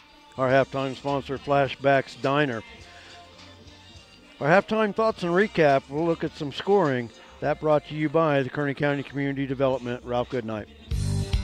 Kearney County, a wonderful life opportunity, offers a wide range of opportunities to residents and visitors. Hunting, fishing, camping, golfing, and bowling provide recreation, plus the Lake and Rec Commission provides youth and adult programs in Laken and Deerfield. Explore the rich history of the county by visiting the Kearney County Historical Museum or the historic sites throughout the county. Take advantage of what Kearney County has to offer. Contact Ralph Goodnight, Kearney County Economic Development, or on the web at www.kearneycountykansas.com. Looking at some halftime thoughts and recap as the Laken High School dance team is on the field. Sorry, I did not have our camera girl set it back to midfield for the halftime show. But we're at the half. Bronx lead it by the score of 14-12. Let's look at the scoring. Colter Oldham started off the scoring with 6:45 to go in the first quarter with a 3-yard run. The pass for the 2-point conversion failed, and the Bronx led it 6-0. First play of the second quarter, Ross Ryder broke off for a 25-yard run. The Oldham run was good for the 2-point conversion, and the Bronx were out in front 14-0. Colby answered with 9:32 to go in the second quarter on a 3-yard Zane Betts run. Betts on the 2-point conversion, his run was no good, and it was 14-6 at that point. And with 5:46 remaining in our half, Guy Tubbs scored on an 8-yard pass from Cason Carroll. And with the extra point conversion no good, that's where we stand. Colby trailing the Bronx by the score of 14-10. Our halftime thoughts and recap brought to you by Kearney County Community Development. Our halftime interview coming up right after this, brought to you by the Lake and Rec Commission. The Lake and Recreation Commission has a full fitness room with 5 treadmills, tread climber, rowing machine, 3 elliptical fitness cross trainers, 2 stationary bikes, and strength training fitness equipment. You'll find just what you need for your own quality workout. The fitness room is open for the public's use free of charge during business hours. For use after business hours, Lake and Rec also has a keyless entry system available. The Lake and Rec Commission, always involved with the youth of Laken, 702 North Campbell, Laken, 355-7039. The benefits are endless. And just as we had the Lake and Rec Commission as our halftime interview sponsor, the 3rd and 4th grade and 5th and 6th grade rec football teams being introduced down on the track. Tomorrow, the 3rd and 4th graders will be in action here at Laken at 9:30. That is their Super Bowl game. Next week will be the 5th and 6th graders right here, I believe, at Laken for the 5th and 6th grade Southwest Kansas Super Bowl. So, and also there is a flag football team that is competing in Garden City. They are being introduced as well. Jared would like those shirts. They are Viking shirts. Jared would like those. I think he might be the only one, Brett. Maybe Coach Leader. He might like them also. I was trying to see if I could maybe get me one. They're probably the best team down there. Oh, well, with the Browns following, you would probably be right. But,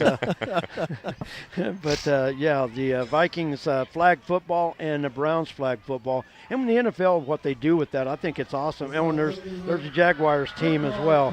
But what they do, it's part of the NFL flag program. They just make out team uniforms, and that's what they wear, and that's nationwide. But what a great program! I mean, you got to start somewhere.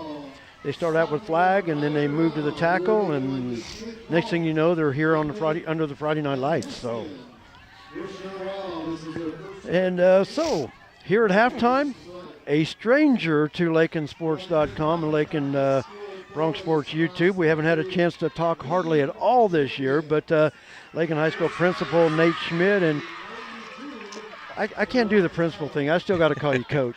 I think everybody still does. You know, it's weird too if for some reason I have to answer the phone at the high school or something. You know, and if I answer at Coach Schmidt, usually whoever's on the other line wonders if they have the right number, and if I say Mr. Schmidt, then everybody is weirded out when they hear me say that. So it is what it is. You know what? I mean, it's a respect thing as teachers and and all this stuff. I mean, I still have a lot of teachers. It's still Mr. It's still Coach. It's still whatever. No disrespect to your principal title, but you're always going to be Coach Schmidt to me. No, that's fine. I'm a little more comfortable with that anyway. So I bet you are. I bet you are. But like I said, we hadn't had a chance to talk, and usually I try to kind of get. At the first of the year, just, a lot of new programs and things going on with the new school year, but heck, we're already at midterm now, so we're a little behind. But tell us some things, what's going on around the high school. Well, we don't have a lot of new stuff going on this year. We're just kind of trying to build on, what we implemented last year, and, more is not always better. So, we're trying to continue to build our foundation and focus on what we call our Get Better list. And, it's, Brett, there's, we feel like at least I feel like there's a formula that we've used in basketball that's built some continued success. We took the same formula and, we implemented it in athletics, and, we've won 4 straight HPL Cups, and we're trying to implement the same formula in the high school, and I say that because it's it's not something crazy. It's just about how many right things can you do, and how often can you do them, and how many people can you get to buy into that and do those things over and over again. And so we haven't really added a whole lot of new stuff. We're just trying to get really good, at the things that we feel are important and consistently do them. Because there's always that new thing out there, and that new thing they try to get you to buy into. And, we got to pick the things that we want to be good at and focus our attention on that. And, that's what we're doing now. One of the things that goes on in the first part of the school year, and that's the community service that the high school students do. And I don't know if there's a lot of high schools that do that, but I think it's a great way. But communities support schools, greatly. Yeah. And I think that's maybe something that Laken High School has started, where it's able to give back to the community. Yeah, we I think at one time it was the seniors before graduation had to have I think 50 some odd hours of community service or something as a graduation requirement. And that gets to be difficult to get kids to do that and keep track of that. And so we just thought, hey, let's combine, let's just do one day. And we figured it's an 8-hour work day, and you do that for 4 years. That's a solid chunk of community service. And So we have each advisory teacher reach out to someone in the community, and what we try to do is have those teachers reach out to people that they can make a connection with that could later on down the road maybe help their department, and try to make those connections and things. But there was a time when we'd do the community service, we'd have a ton of kids gone, we'd have a ton of kids not come back after lunch. Nothing we would have ever done in high school. No, not at all. But not at all. And I think that's been the biggest improvement is the kids, at least they act like they want to be there. They show up, they're trying to meet the expectation. And when we do the community service day, you get to see the kids in a totally different light, so the teachers get the opportunity outside of the school setting to build relationships with the kids, and they also get to see them like, oh wow, this kid, he's a hard worker, this may be something that he's good at. You get to see them outside of the classroom, and and the kids get to interact with the community because Brett, the community, they do so many things to support the school, and it's just a day that we get to go out and give back to our community. And one of the things I'm probably most proud of this year is not only did we give back to our community, but, there was that storm over in Deerfield, and we got the opportunity to help out a neighboring community. And, man, anytime a group would get done, we just sent them to Deerfield. We sent them over there. We probably had 40-some kids and 8 or 9 teachers over there, and, and just, helped out in a small way to try to help them get going again. So. And when I read that, I thought that was a great thing to do, because Deerfield did get hit hard by that storm. Deerfield schools got hit with that storm, and when schools, Laken and Deerfield has always been a Kearney County rival. It always has been. Now, it hasn't been a yearly thing. Just in the past few years, basketball has been reinstated again. But it's just one of those times, like I said, they're rivals. But in a situation like that, Deerfield would be over here to help Laken out as well. Hey, that storm was only 7 miles away. It could have been one way or the other. Yeah, and it wasn't difficult for us to do it. We had a number of students and teachers, actually it was their idea to go over there and help out. And I think that says a lot. And, I know that the community of Deerfield was appreciative. Their admin had reached out, and several community members. And, I think they even bought some of our kids lunch and, help with some trash bags and things to help us clean up over there, So, that's how you treat your neighbor. You should help take care of them, because you never know when something like that, could happen here. And, I think they would do the same for us. Oh, I have no doubts that they would. Now, refresh my mind. Of course, I got too many things going on, maybe too many cobwebs, but there have been some other programs with this first semester, and some, I was trying to think, the 8. The 8 to Great. 8 to Great, okay. Yeah.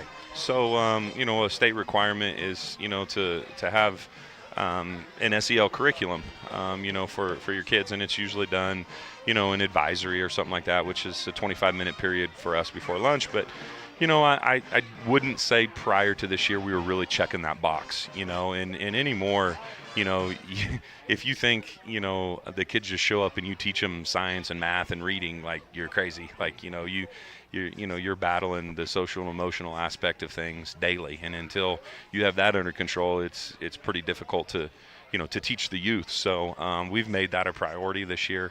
And so what we did is, there's a book out there. It's called 8 to Great. M.K. Mueller wrote the book. And so, when we were searching for an SEL curriculum, it wasn't something that we took lightly. We didn't just want to throw some random thing together and hurry up and scramble and have 17 advisory teachers teach it for 25 minutes. And, the kids saying, well, what are we doing this for? And is this for a grade? And why are we doing it? So we took a lot of time in picking something that we felt would work. So it's basically a book study, but it comes with an entire curriculum. And, there were 8 of us high school teachers that got trained on it over the summer.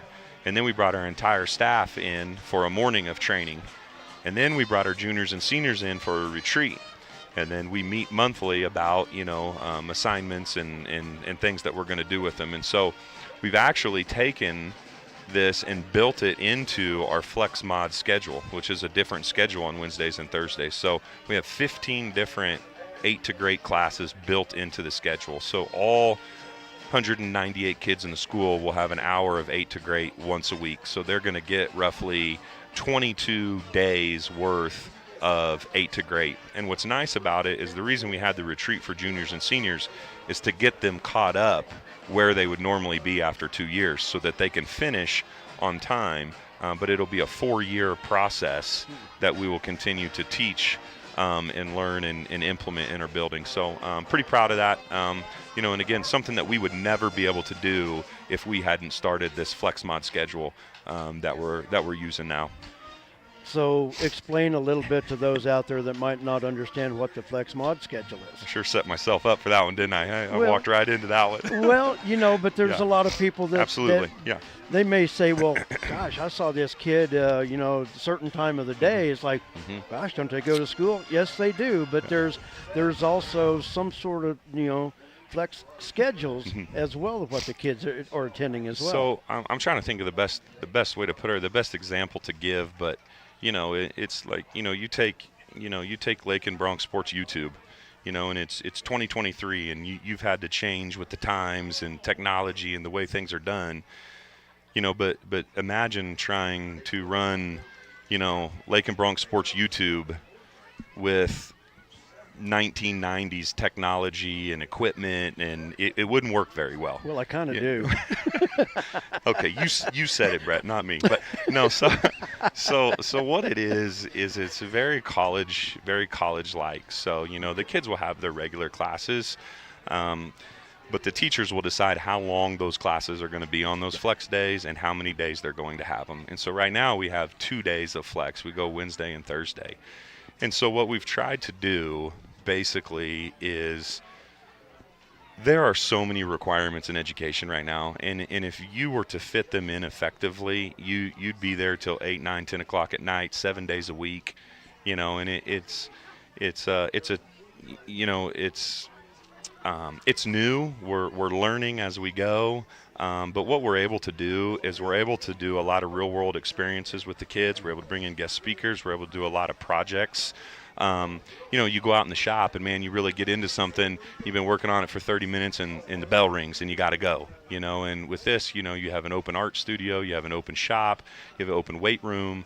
And we got 198 kids, and we have 198 different schedules. And it sounds crazy. And if you were, it does. It really does. Shout out to Mrs. Bachman because she handles all that stuff. She's weird like that. She likes to do that over the summer. But anyways, so what happens is, they have their schedule. And, the way it used to be when we were in school, like if you wanted to take a college class or you want to do what was work study or, whatever it is, you would have to do that in the evening. You'd have to do that on top of. What this schedule allows us to do is do it in place of. So these kids can do this during the day. They can take college hours.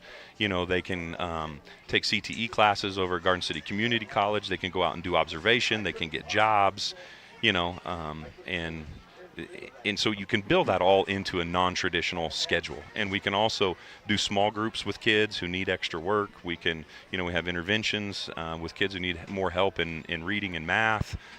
We can take our ineligible kids and spend more time working with them. Just so many things that you couldn't do in a traditional schedule that we're able to do now. And to someone that's not familiar with it, if they looked at it on paper, they'd say, what in the world is this? And I was one of those guys at first. And then, after time, it's like, wow, we've been able to get so many things accomplished. But I'll tell you something, Brett, about it. We've talked about doing it for 5 years, and we've just never pulled the trigger. And we finally said, you know what, we're going to fail forward, and we're going to try it, and we're going to see what happens. And, there's been some things about it that haven't gone great, but we've faced them head on, and we're trying to get better at it and learn. And, it's been good for us in the building that know how it works and know all the opportunities it's provided for our kids. So you say college courses, they actually go to Garden City and attend a class. So they're getting the college atmosphere, or what college is going to be like before they actually go to college. So I believe we're sending 6 kids over there right now who will get a certificate in I know for sure carpentry, and I can't think of the other one off the top of my head, but there are a number of those options provided, and they're free courses, and then also Mrs. Bachman oversees a lot of the college courses that she monitors from here in Laken, as well as, like our college English now is offered. You remember the old like ITV or what they called it? It's like that on steroids where, Garden City will come over a day, but then the other days it's zoomed in, and we're providing a lot of opportunities to speed up the post-secondary education process for our kids, and that's pretty cool to see if the kids take advantage of it.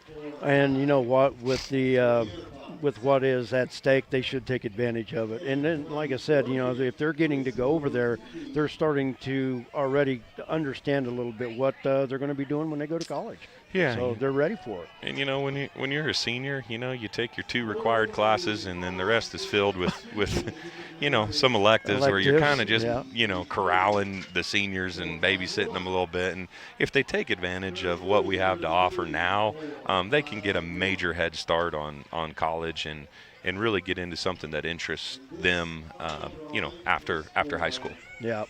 Well, you mentioned the High Plains League Cup earlier, and I'm sure, you being a former AD, that is one thing that you like to talk about, but that says a lot about Laken High School, and it is a lot with the sports programs, that HPL Cup, but hey, what about that cross-country team yesterday that got some HPL Cup points with that championship? Yeah, that's outstanding.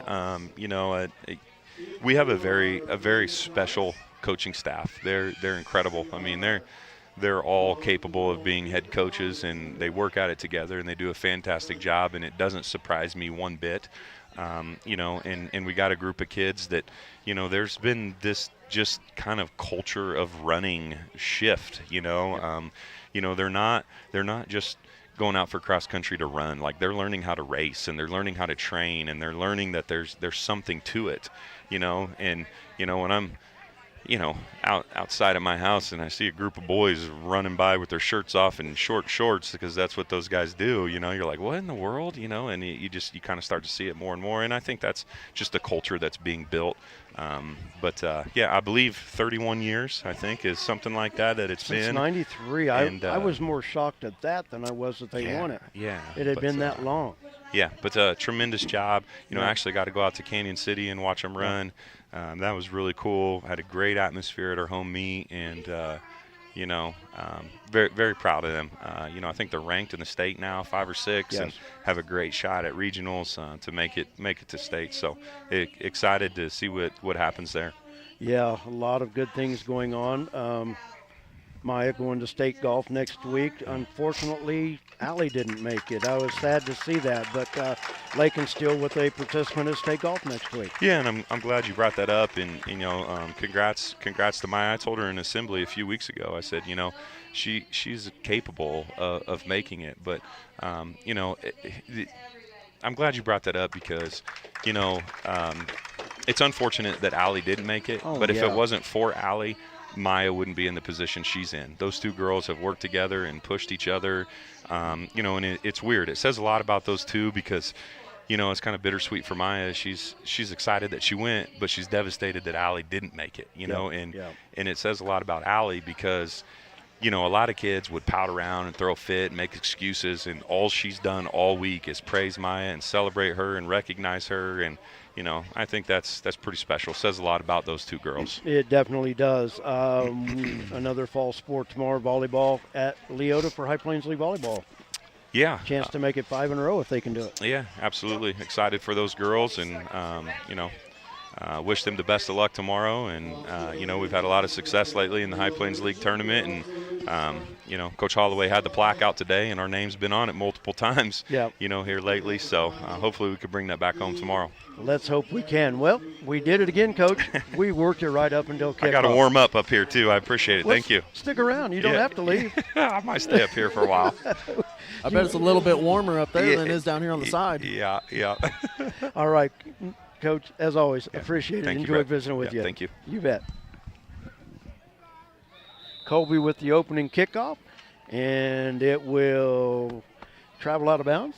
And Bronx will have it 1st and 10, I think, from their 35-yard line. Man, I guess I didn't need the trivia. He took over. Oh, well, okay, but you got some trivia. We got time out here. going to be 1st and 10 from the Laken 35-yard line. Okay, I believe it's 7 teams, but okay, 7 teams of the NFL. Primary helmet color white. Primary color white. Yeah. Like they're normal helmets that they most likely wear all the time. It is white. Yeah. Or not some white on it. No, just like the helmet is white. Okay, well let's run this play, and I know one of them right now. Yeah, it's not too hard. But. Yeah. All right, 1st and 10 Bronx from their 40-yard line.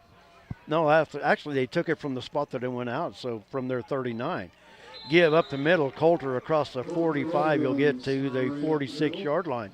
So a gain of 7 yards on the play brings up 2nd down and 3. So Buffalo's one of them. Yep. Miami's another one. That's 2. Jets used to be white, but they're green now. Yeah, well, I'm counting the Jets as You're one. counting, okay, because they were originally a white helmet. Yes. Let's see. Originally, the Philadelphia Eagles were white, too. Yeah, I'm not counting that one. Not counting that one. Okay. So we'll keep trying. 2nd down and 4 for the Bronx. Give is to Oldham. Kicks it off the right side. Now he's across midfield into Colby territory. He'll have it for a 1st down. So we're doing, Jared's hitting me with some trivia here. So I guess maybe I should be writing these down. Oh, I got them for you. You've got them. You got okay. Bills, Miami, Jets. So there's 4 others, and I don't know if they might be a little controversial. They might have changed too, but with the picture I'm looking at, I got 7 you've got teams. a picture of it. Yeah. Okay. My goodness. Huh. Not sure. 1st and 10 Bronx from the Colby 49-yard line. We'll keep working on it. Ryder in motion. The give is to Oldham. Bounces off the defender. With the initial hit was Guy Tubbs. Oldham able to spin off of him and fall ahead for a couple more yards. He's going to gain 3 on the play and bring up 2nd down and 7. I have to just run through all of these teams to trying to run. Okay, the Cardinals are another one. Yep.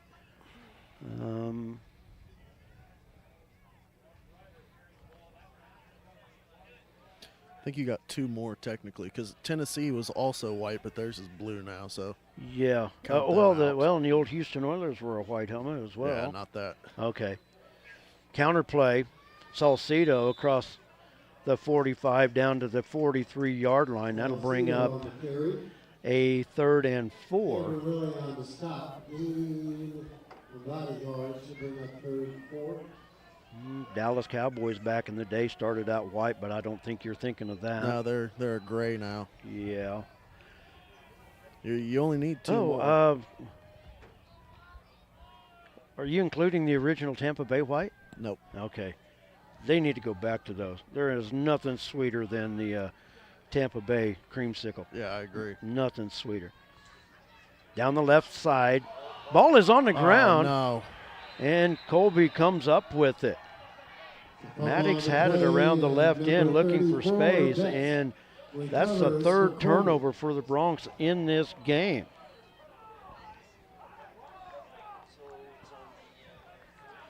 Be at the 47-yard line of the Eagles. I'm trying to think now, Jared. I'll give you a hint. They're AFC teams. Yeah, but you tried to give me a hint the last time as an AFC team, but it was the Washington Commanders. Well, I have a picture of this one now, so we're good. Okay.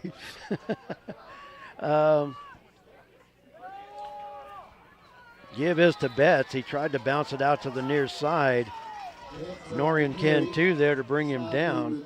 Going to lose a yard on the play. Brings up 2nd down and 11. Because the Cardinals are actually the only NFC team that has white. They are. Okay. So, yeah, 2 more from AFC.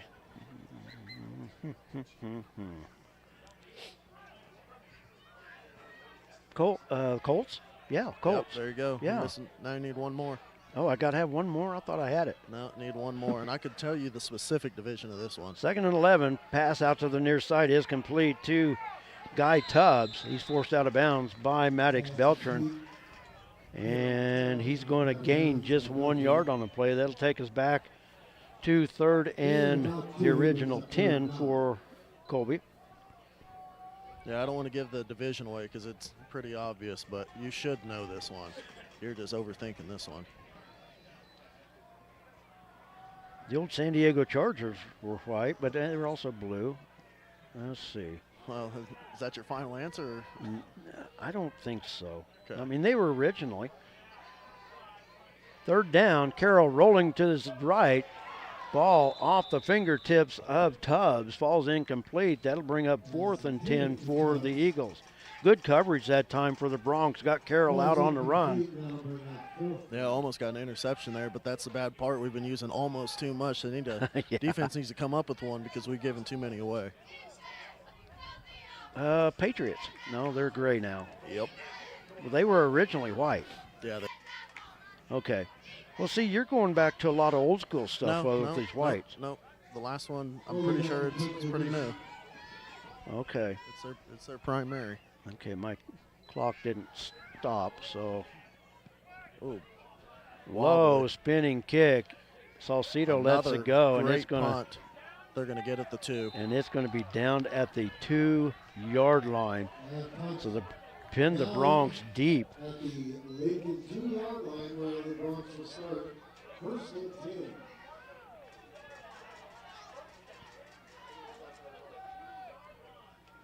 So 1st and 10 Bronx from their 2-yard line. What if I told you that you already said this team, but you're just not confident?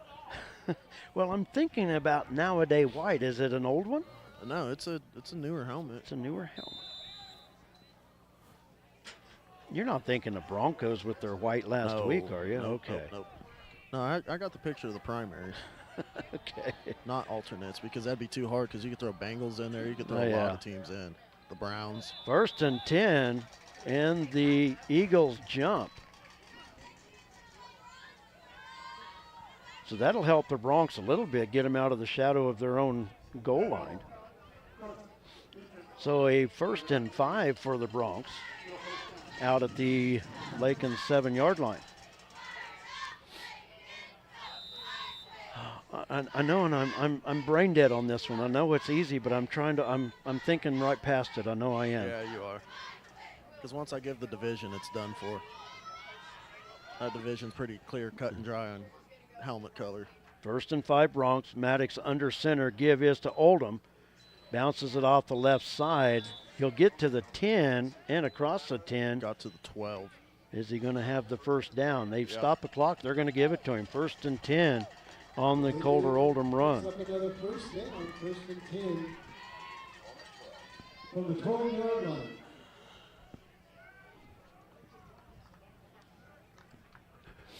Oh man. Man, you're killing me. You should know this one. I know. I'm killing it. Yeah.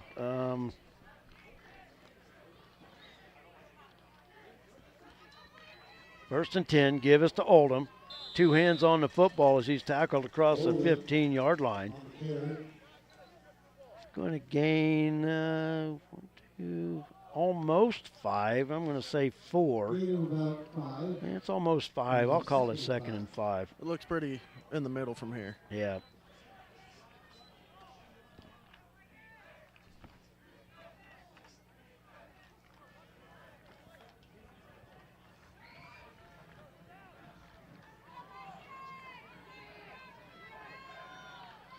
Second down and 5. Bronx stay type formation. Give is up the middle. Oldham fighting for extra yardage. We'll get to the 19. But we'll be still 3 yards shy of the first down. That'll bring up 3rd down and 3 for the Bronx. Oh, Jared, you're killing me. Like I said, you said it earlier. I did? I just don't. You thought about it too much and overshot it. Well, so. I said the Jets, but they wear green now. Well, yeah, but I accepted that one. Was that the one I was looking for? No, you're still missing one. Still missing one. 3rd down and 3. Colby wanting to fire up their fans along the way. Give us to Oldham. Fighting across the 20. He's going to be shy. I think he's going to be a yard short of it. They're going to put him at the 21-yard line. It's going to be 4th and 1 for Laken. To bring a 4th down and 1.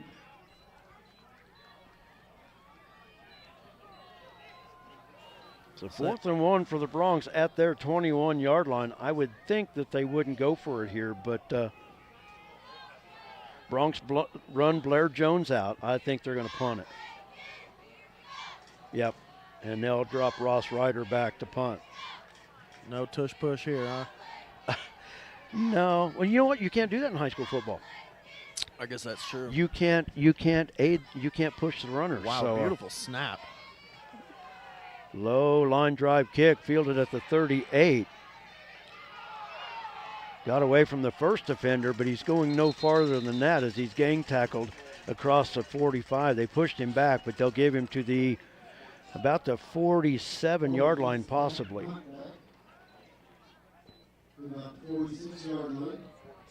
Man, do you give up yet? You know what? Give it to me. People at home are probably tired of me trying to guess. Give it to me. Chargers. Well, but they were originally back in the day. I think they still are.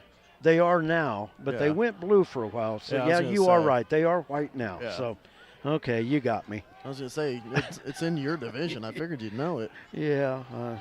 Long ball here. Carroll runs to the near side. Wobbler off the fingertips of Guy Tubbs. And that'll bring up 2nd down and 10. So, I never shy away from trivia, though. Yeah. I like it. So I had another one, too, but we might just have to save that one for in between quarter.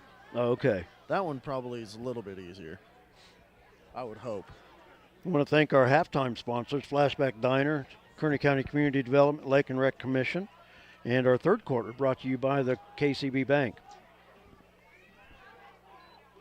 2nd down and 10 to give us to Betts up the middle.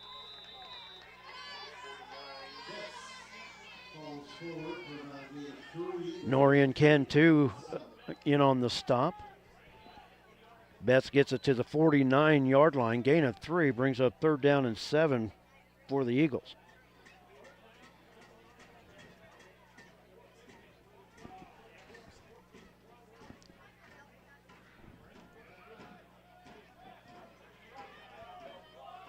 Case and Carroll in the gun. Betts the lone back. 3rd and 7 for the Eagles. Carroll straight drop. Pass to the right side is complete to Giesenhagen.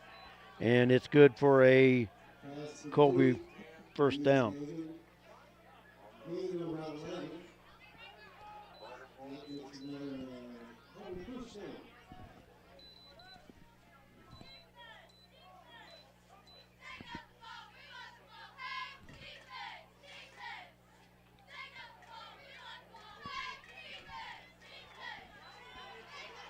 First and 10 Eagles from the Bronx 42-yard line. Give us to Betts up the middle.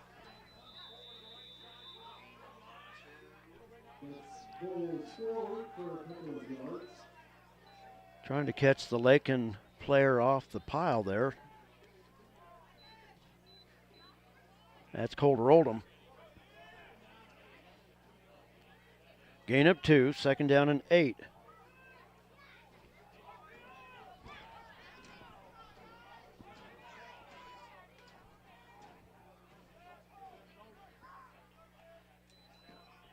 Give us to Betts once again up the middle.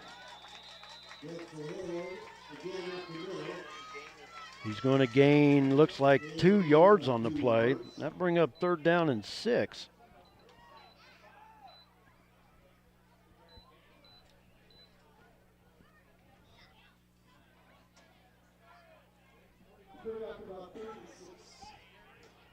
Third and 6 from just outside the Bronx 37-yard line.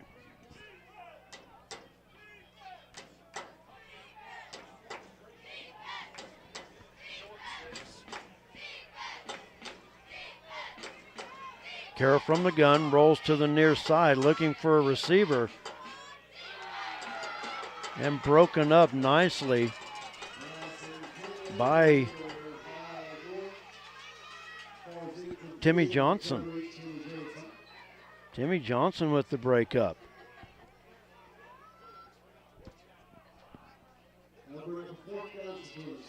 So that'll bring up 4th and 6 for the Eagles from the same spot.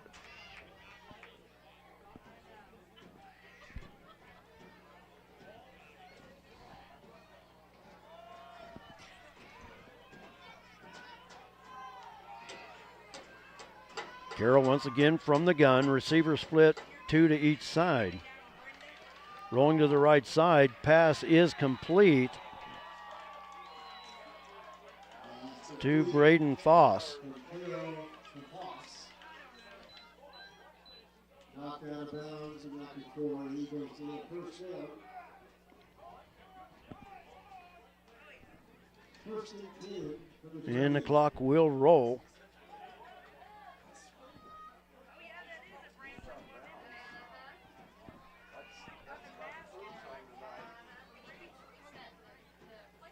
First and 10, give us to Betts. Straight up the gut.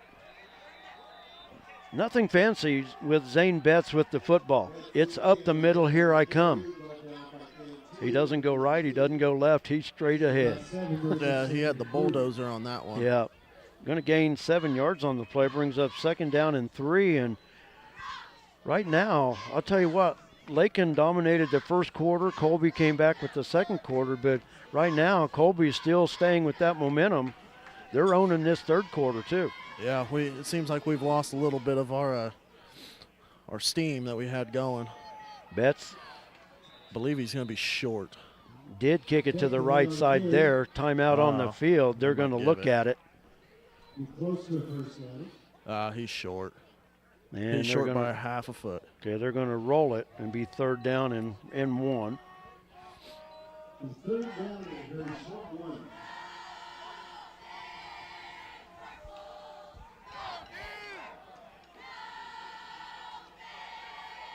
So 3rd and 1 Eagles. They send the receiver to the right, 1 back to the near side. Was it? Wow. I don't think he did. He's actually going to lose a He's yard. Lost. Yeah. So Betts stacked up there. I almost thought it was a loose ball on that one, just kind of how tight everyone got. So now 4th and 2 for the Eagles. Now we got to be smart, watch the count here.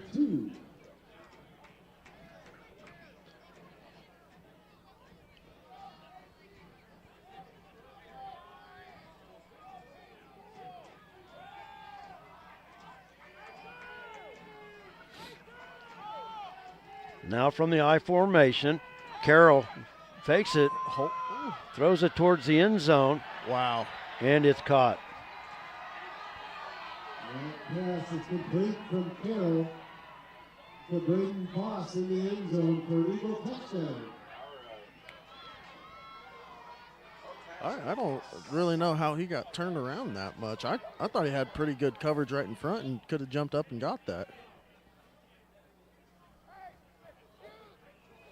That's just a receiver going after the football. Yeah, but it looked like Laken defender kind of lost him a little bit because he had pretty good protection right in front. I think he just got a little turned around. Colby will go for 2. Colby with their first lead of the night. And he's across. And Betts, no trouble on the 2-point conversion. Now with 31 seconds to go in the third quarter, Colby with their first lead of the night. They lead it 20-14. Our third quarter sponsor, the KCB Bank.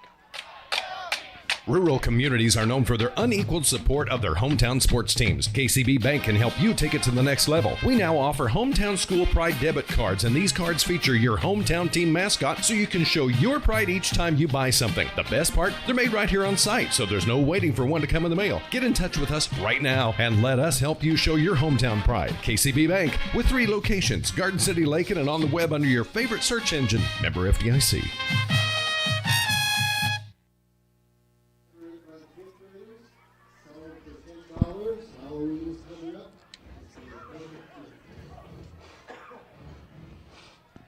31 seconds to go in our third quarter. Colby has scored 20 unanswered points. The Broncs led 14-0 just as the start of the second quarter.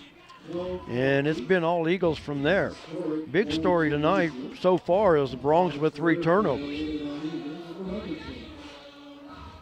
Yeah, this is a big time play right here. We got to make sure we secure this football. Taden Fiken to kick. Another short, high kick. Out of bounds. And it's out of bounds. That's probably the best thing that could have happened right there, just to be safe. So the Bronx will have it. There's a never mind, it's out of bounds flag. Yeah, I don't know why he threw. Oh, he threw it really late. Well, he threw it at first, but maybe the wind blew it back out of bounds. Maybe threw it back on the field of play. So 1st and 10 Bronx from their 35-yard line. Bronx offense needs to get back on track here on this drive. I mean, nothing special in the third quarter. They'll still have it to start the fourth, but this drive, the Bronx needs something out of it.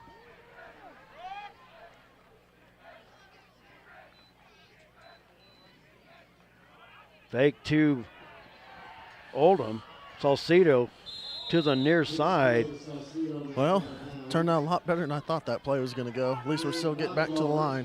And it's going to be a gain of it'd be no gain, well, maybe a gain of 1. Let's see what they do here. They did gain a yard. From what the Bronx did earlier, Colby has done a lot better job on the defense stretching these option plays out.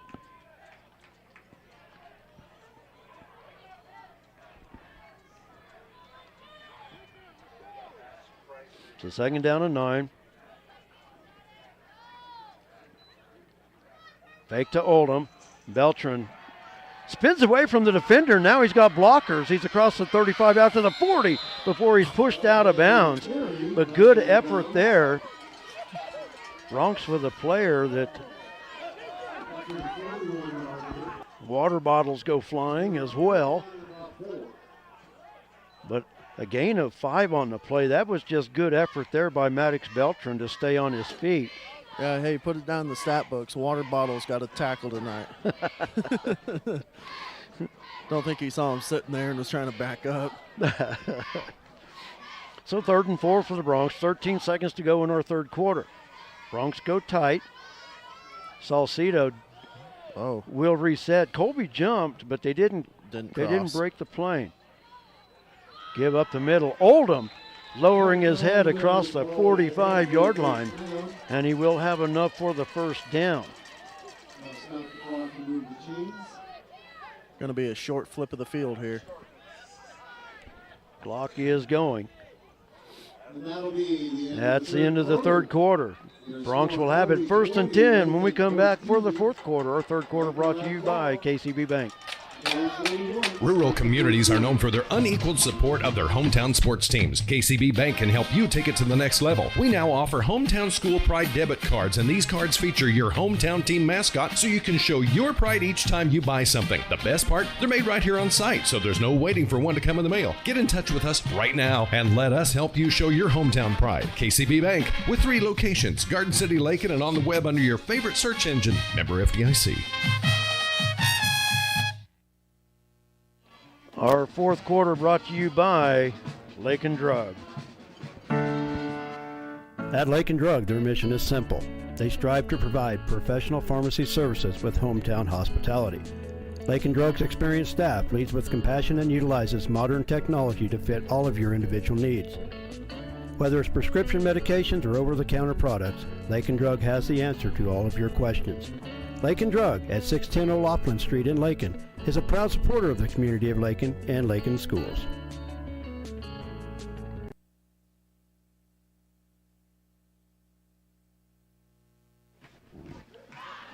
Bronx with it 1st and 10 from their 47-yard line. Brett Hendricks along with Jared Hendricks down on our sideline. Thanks for joining us tonight for Bronx football. A big third down pickup by Colter Oldham just before the third quarter time ran out. Pitches to Ryder. Got a block, cuts it inside across the 40, and will be stay on your feet. Pushed out of bounds. I did not want to see him take a somersault on the turf there.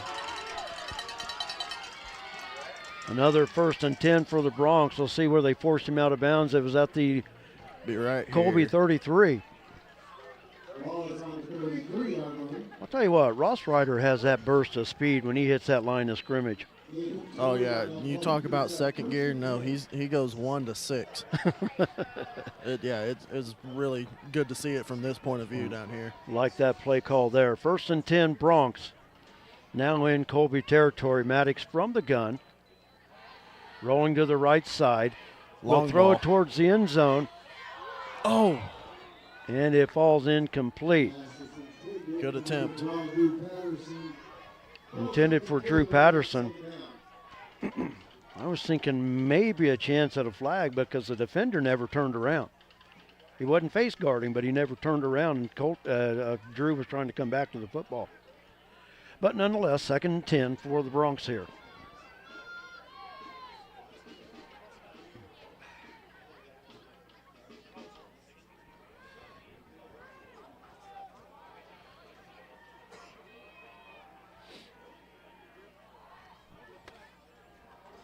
Second and 10, Maddox back under center. He'll pitch to Salcido, and he's going to be drugged down behind the line of scrimmage, and we've got a flag out in front.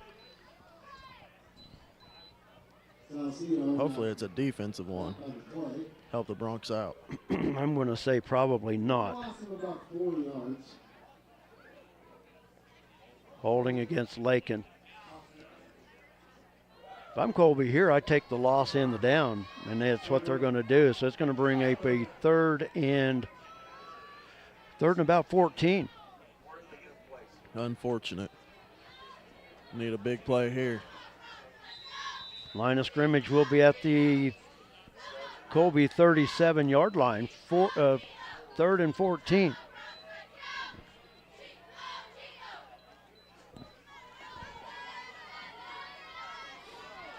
Big third down play here for the Bronx.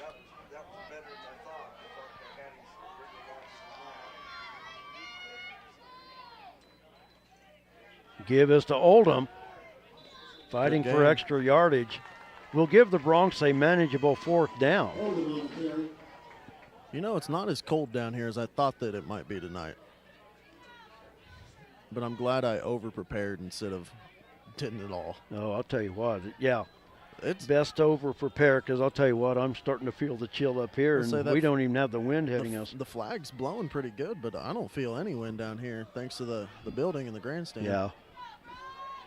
4th and 4 for the Bronx at the Colby 28-yard line. Salcido went into motion. The Bronx will reset it. In motion once again. Oldham off the right side. He's got the first down and then some as he's across the 20-yard line. Great run.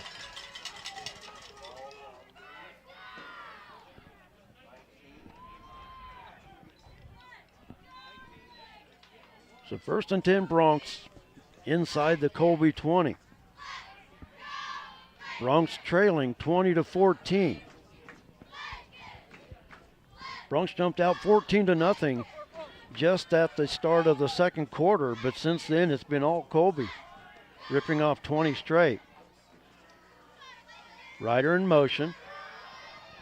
Beltran will follow Oldham through the line. Actually, that was Salcido with it.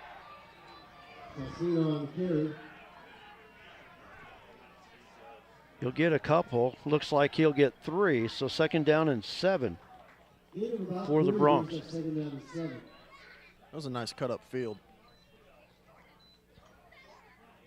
Ball at the Colby 16-yard line.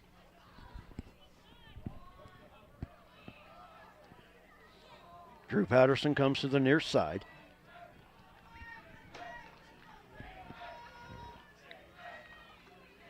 Give us to Oldham off the left side. Oh, man.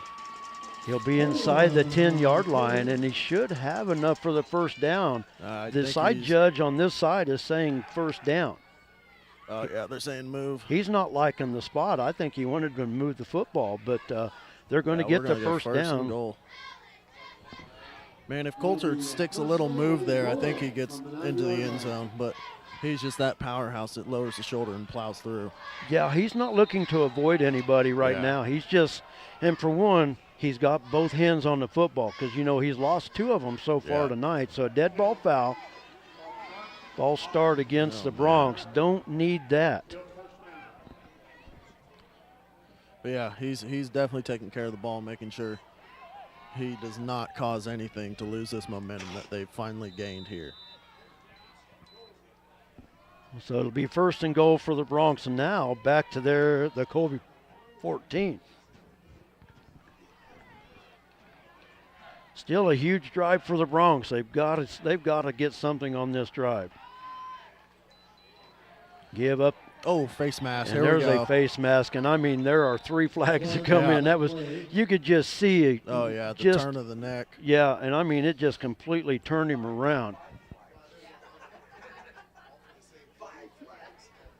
You don't normally see every official see the same play. Yeah, it was saying they were piled up in the middle too. So. Yeah, I mean, you know, because and the reason I say that is because officials have different areas to watch. Yeah, I say they all saw that one. But yeah, everybody threw that one. That was a personal foul face mask. Half the distance, right? Would be half the distance, and it should be 1st down again. Yeah, automatic. So 1st and goal now from the 6-yard line. Yeah.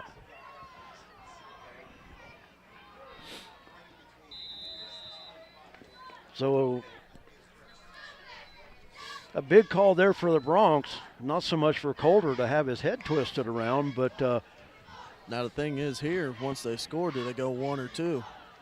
Bronx go tight formation. Oldham. Oh, short. Just shy of the end zone. Half a yard. Oldham will get 5 yards on the play, so 2nd and goal from the 1. You know, in a situation like that, Jared, I mean, I think you just go for the single. Yeah, I was going to say, but with the wind, that's what I don't know if it plays enough of a factor tonight. Yeah. But we've hit several field goals this year. I don't think it's out of question at all. Armando's capable. Definitely. Oh, false start. Oh, and the Bronx with the false start. Dang. Just a little twitch. So here we go, back to the 6. We're going to be in on that one, too.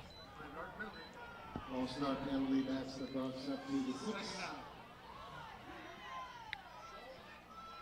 So mistakes last week for the Bronx against Hoisington. There's been a lot of mistakes tonight as well, and really the mistakes tonight have been more costly. Yeah. For one, it's not a blowout loss. Tonight, I mean, that's a ball game. So here we go, 2nd and goal from the Colby 6, and the Bronx jump again. We are shooting ourselves in the foot. Another false start. All that work for nothing. So now back to 2nd and goal from the 11. That's the Bronx up to the 11. I think we're going to take a timeout here. Coach not very happy after that. And couldn't imagine that he would be happy after that. So the Bronx with the timeout.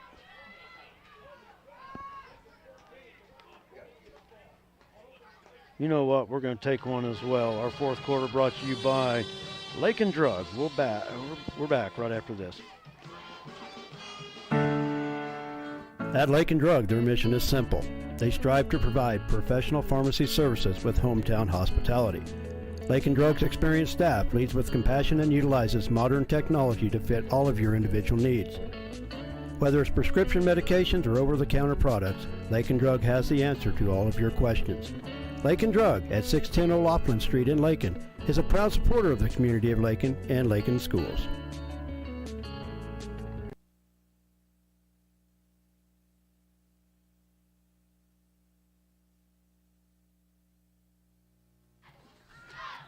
Laken High School pep band getting the crowd going here. 2nd and goal for the Bronx from the Colby 11-yard line. The Bronx had 2nd and goal from the 1 and 2 straight false starts. Have them outside the 10-yard line now. See what they do here. 2nd and goal from the 11. Beltran under center. Give is to Oldham. Bounces off the left side fighting near the 5-yard line. They're going to put him at the 6, so it's going to be a 3rd and goal from the Colby 6-yard line.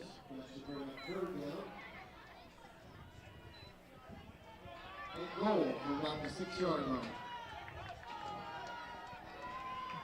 I'm feeling a Ross Ryder touchdown right here. I don't know why. Got that itch. You know, that burst of speed is going to be detrimental right here. That little misdirection, I could kind of see it as well. Oh, nope. Coulter off the right side, and he's going to be slammed at the 5. The 4th down at the 4. So 4th and goal for the Bronx. 4th and goal from the 6. Well, he said from the 6, but it's the 4. Actually, yeah. So 4th and goal from the Colby 4.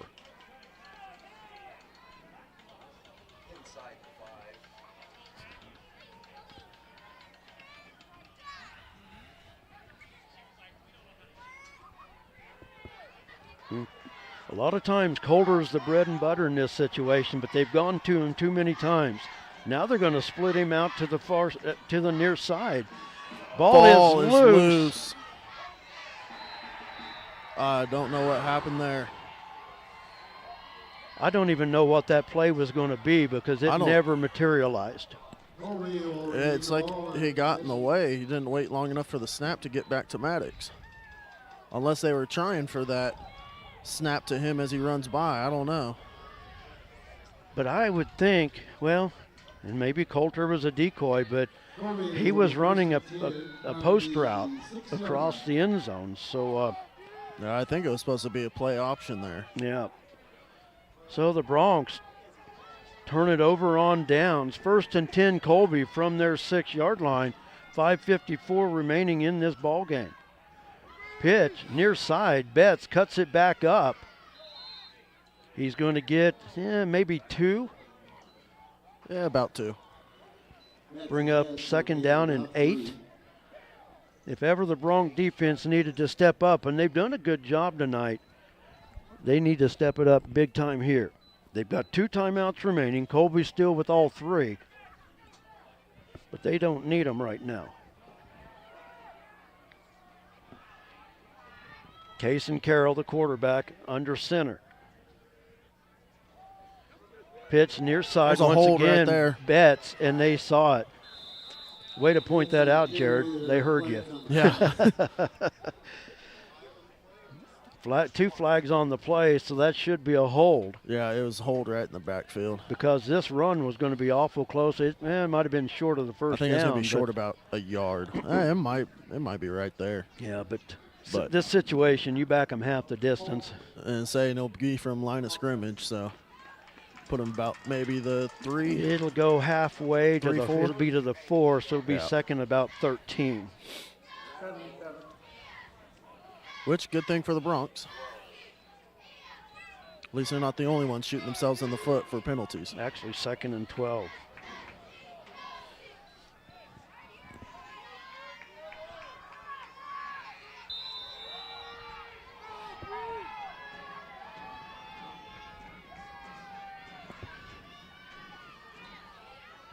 Oh, get him there. Another hold. Now, if that's in the end zone, he pushed the defender off, and now it's a race up the far side. It doesn't matter anyways. Colby players. Oh, my. Way to catch up. But, yeah, they're not going anywhere. That play, there were a few jumping and screaming, but everybody else was like, this is coming back. Yeah, I don't know which flag. There's one end zone, there's one on the half. And timeout for... One's a cramp in the ball carrier. I didn't see the number. Was that 12? I don't. Not positive. Yeah, it was 12. That was Guy Tubbs with the football. But the other one, that's a Laken player. Yeah, it's with the cramp. Maddox, I believe. You know what? Good for the Colby player to stretch him out, though. Yeah. Nice job of sportsmanship. That was Giesenhagen. So good job. I like to see that. I'll say you got to give him credit for running that far and still being able to catch up. Yes. So timeout on the field, stretch cramp. But through all of that, there's 2 flags at the goal line. But if that was a hold in the end zone, that should be a safety. But I don't know.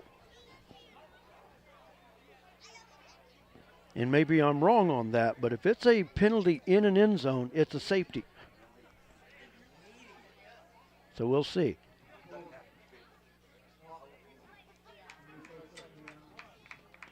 So they're going to move it half the distance back to about the 2-yard line. Going to bring up 2nd and 14.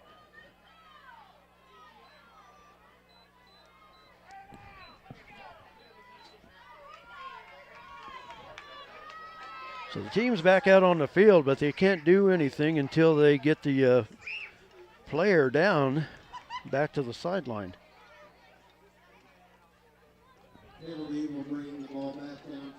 So now it's 2nd down and 14 from the 2. Like I said, I'd like to go back and look at the replay on that and see if that didn't occur in the end zone, because that running back was in the end zone at the time. Yeah. And maybe not. I don't think that it was. Okay. But I also wasn't really paying attention to position. I was just kind of paying attention to the hold. 4:48 remaining in our fourth quarter. Colby with the 20-14 lead. They have a football 2nd and 14 from their 2-yard line.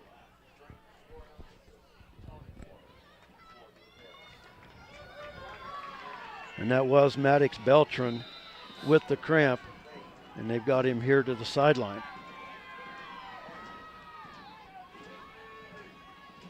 Give up the middle to Betts.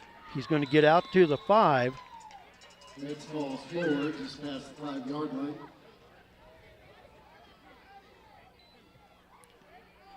And here comes Maddox. Maddox back out on the field. 3rd and 11. Clock under 4.5 to play, now 4:20 to go. Bronx need a big stop here. Can't give up a first down play here. No. Eagles split receivers to each side. Carroll under center in the I formation. Oh, down to the 1. They're going to mark him 2 for progress. Was that Ross Ryder? I believe. I can't see. Nah, I said Granado. It was Javion. Yep. It was Javion. Man, he's been a dog tonight in the backfield. 4th down for Colby. So 4th and about 13. Yeah, his defensive presence tonight has been definitely heard by the Colby Eagles. And actually, the ball is on. Well, they've got it at the 2-yard line. Yeah, they had a 2 forward progress. So 4th and 13. And they're going to let the clock. Down to 1-0. And Colby will burn a timeout. So the Bronx defense did what they needed to do, forcing a 4th down play. Timeout Eagles. They have 2 remaining. The Bronx have 2 remaining. Once again, thank everybody for joining us here tonight for Bronx football. We're back on the air tomorrow morning at 9 o'clock from Leota for the High Plains League Volleyball Tournament. Lady Bronx first opponent tomorrow is Sublette. And we'll have all the action for you from Leota. Lady Bronx trying to make it 5 years in a row as the High Plains League Tournament champions. They saw their 4-year reign as the regular season champions snap this year, Wichita County winning the regular season title. Bronx have a chance, though, tomorrow to bring the hardware home. Armando Salcido back to return this punt. The punter for Colby is Casey Giesenhagen, and his heels are on the back line. Good snap. Low, wobbly kick. Salcido will grab it on the hop at the 45-yard line, running to the near side. He'll be brought down at the 30, but you know what? That's a good return for Armando Salcido in the Bronx.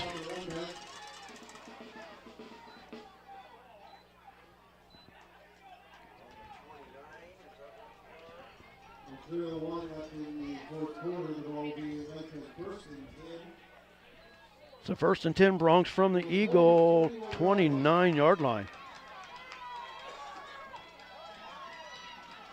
Salcido got, about 13 yards on that return. That's 13 huge yards. Yeah, this is going to put them in very good field position here. 1st and 10 Bronx.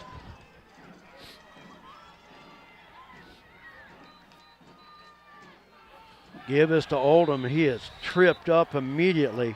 I think that was Brighton Dixon on the stop.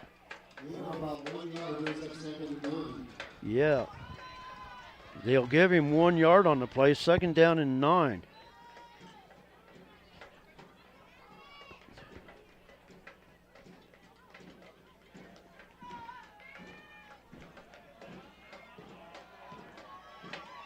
Bronx come to the line, tight formation. Give us to Oldham. He'll fall towards the 20. And it'll bring up a 3rd and a short 1. Actually going to say 3rd and 2. No, let's meet in the middle, 1.5. Okay, we can do that. Oldham with it. And he got it first. He'll be across the 20. And the side judge on the near side's almost to the 18-yard line. So we'll be 1st and 10 Bronx. Great extra effort there. Now we're under 2 minutes, so we got 2-minute offense.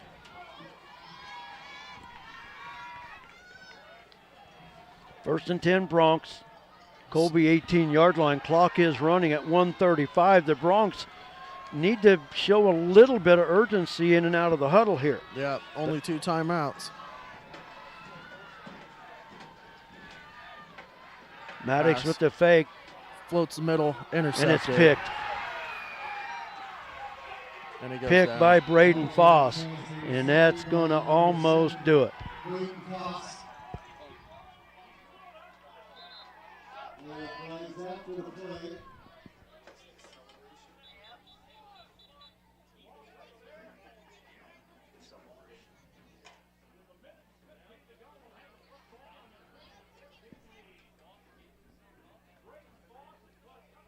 So it will be Colby football. There is a flag on the play. Unsportsmanlike against Colby, so they'll back it up. But gonna need a fumble and a miracle for this one to play out right. Yep, it's going to be a miracle. Now,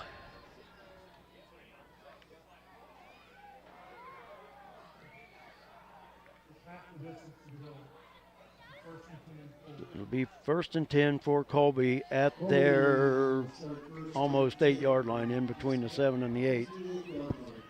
Bronx with 2 timeouts remaining, 1:15 to go in this contest.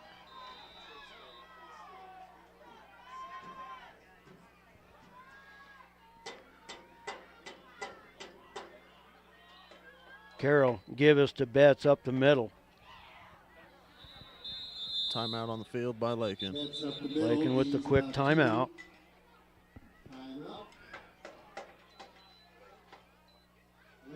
Laken with 1 timeout remaining.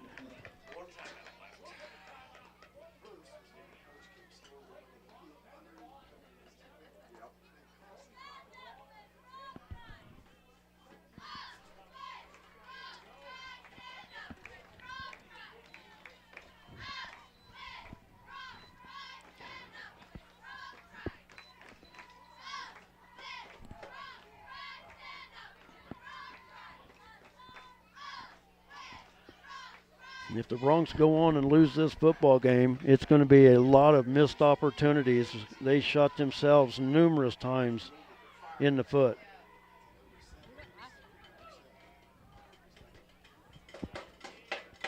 So many opportunities.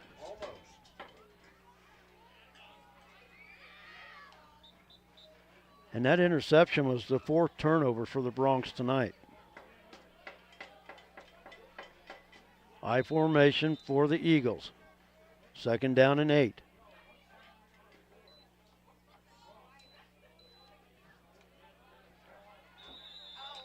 Ball comes out late. Betts with the carry out across the 15-yard line to the 16. It will be 3rd down and 2. 1 minute remaining. The Broncs are out of timeouts. So there would be a possibility they could get the ball back, but it would be like 15 seconds to go in the ball game where they could get it back. Because it's a 40-second clock. There's 1 minute remaining. So,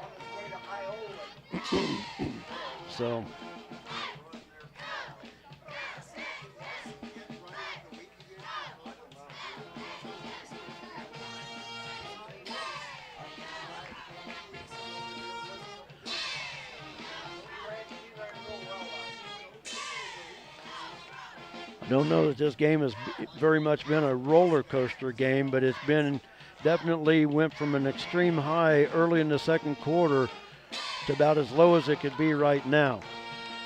Broncs led 14-0, and they looked like they were going to dominate this football game. But now it'll take a miracle. 3rd and 2 for the Eagles. If they get the first down, it's immaterial, and they do. 1st and 10 out across the 20, and that'll do it.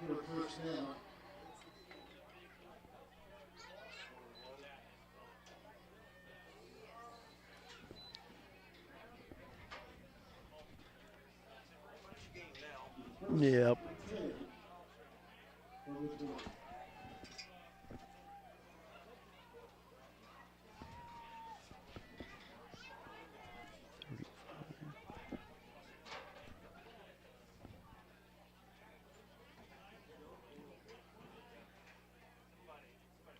Colby takes a knee, and that's going to do it.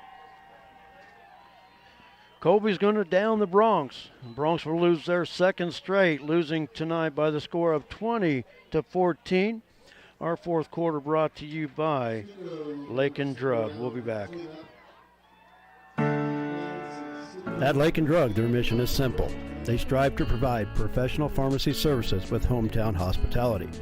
Laken Drug's experienced staff leads with compassion and utilizes modern technology to fit all of your individual needs. Whether it's prescription medications or over-the-counter products, Laken Drug has the answer to all of your questions. Laken Drug at 610 O'Loughlin Street in Laken is a proud supporter of the community of Laken and Laken schools.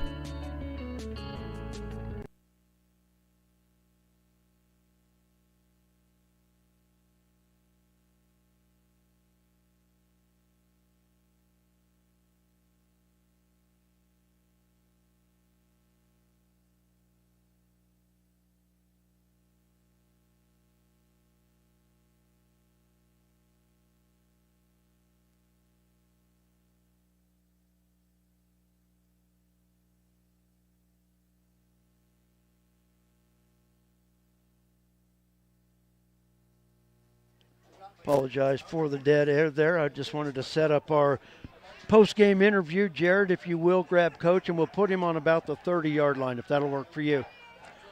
Okay. So once again, the Broncs drop a heartbreaker to the Eagles of Colby. They jumped out leading 14-0 as we started the second quarter, and it was all Colby after that. Broncs had opportunities, but a lot of the opportunities were just missed opportunities, and but with the loss, the Broncs fall to 4-3, and like I said, it basically it was for pride tonight. It didn't matter as far as district standings go, but darn sure don't want to lose going into next week, where it's a must-win situation for the Broncs as far as where they go in week number 9. So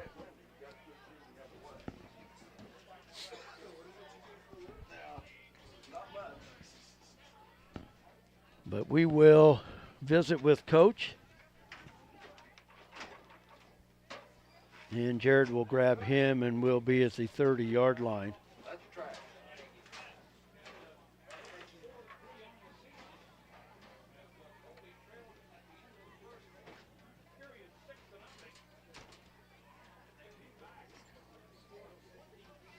And we'll talk to Coach, get it wrapped up, and then we pack it up and head to Leota tomorrow. So Jared's out on the field, and he'll grab Coach Bamberger, and we'll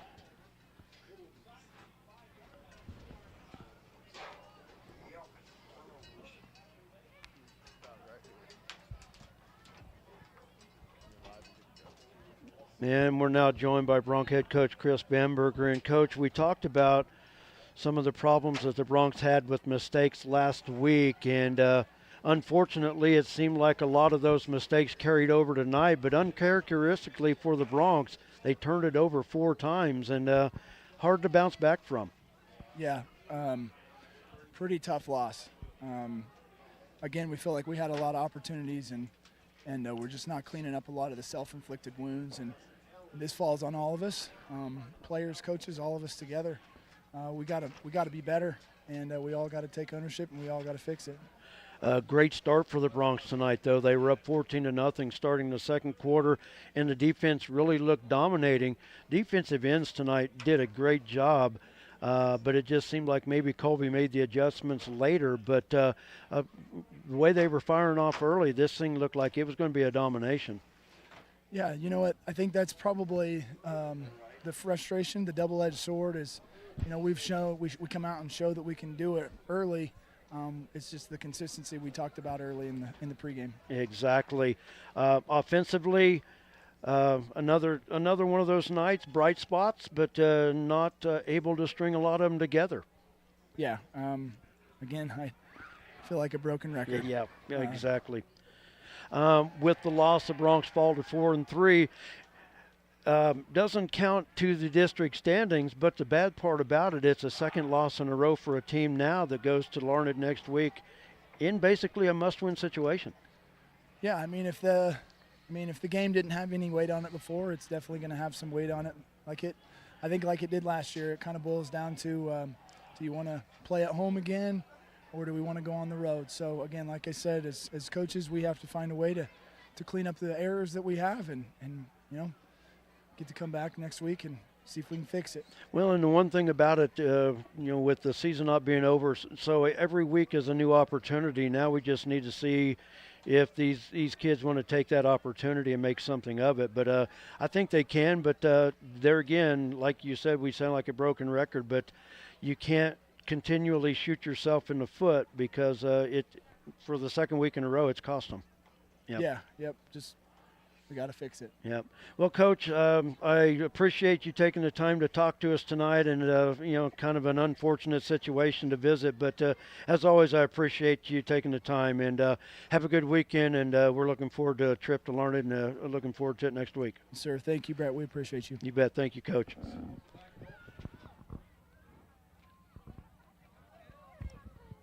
Well, that's going to about wrap it up for us from here in Laken at.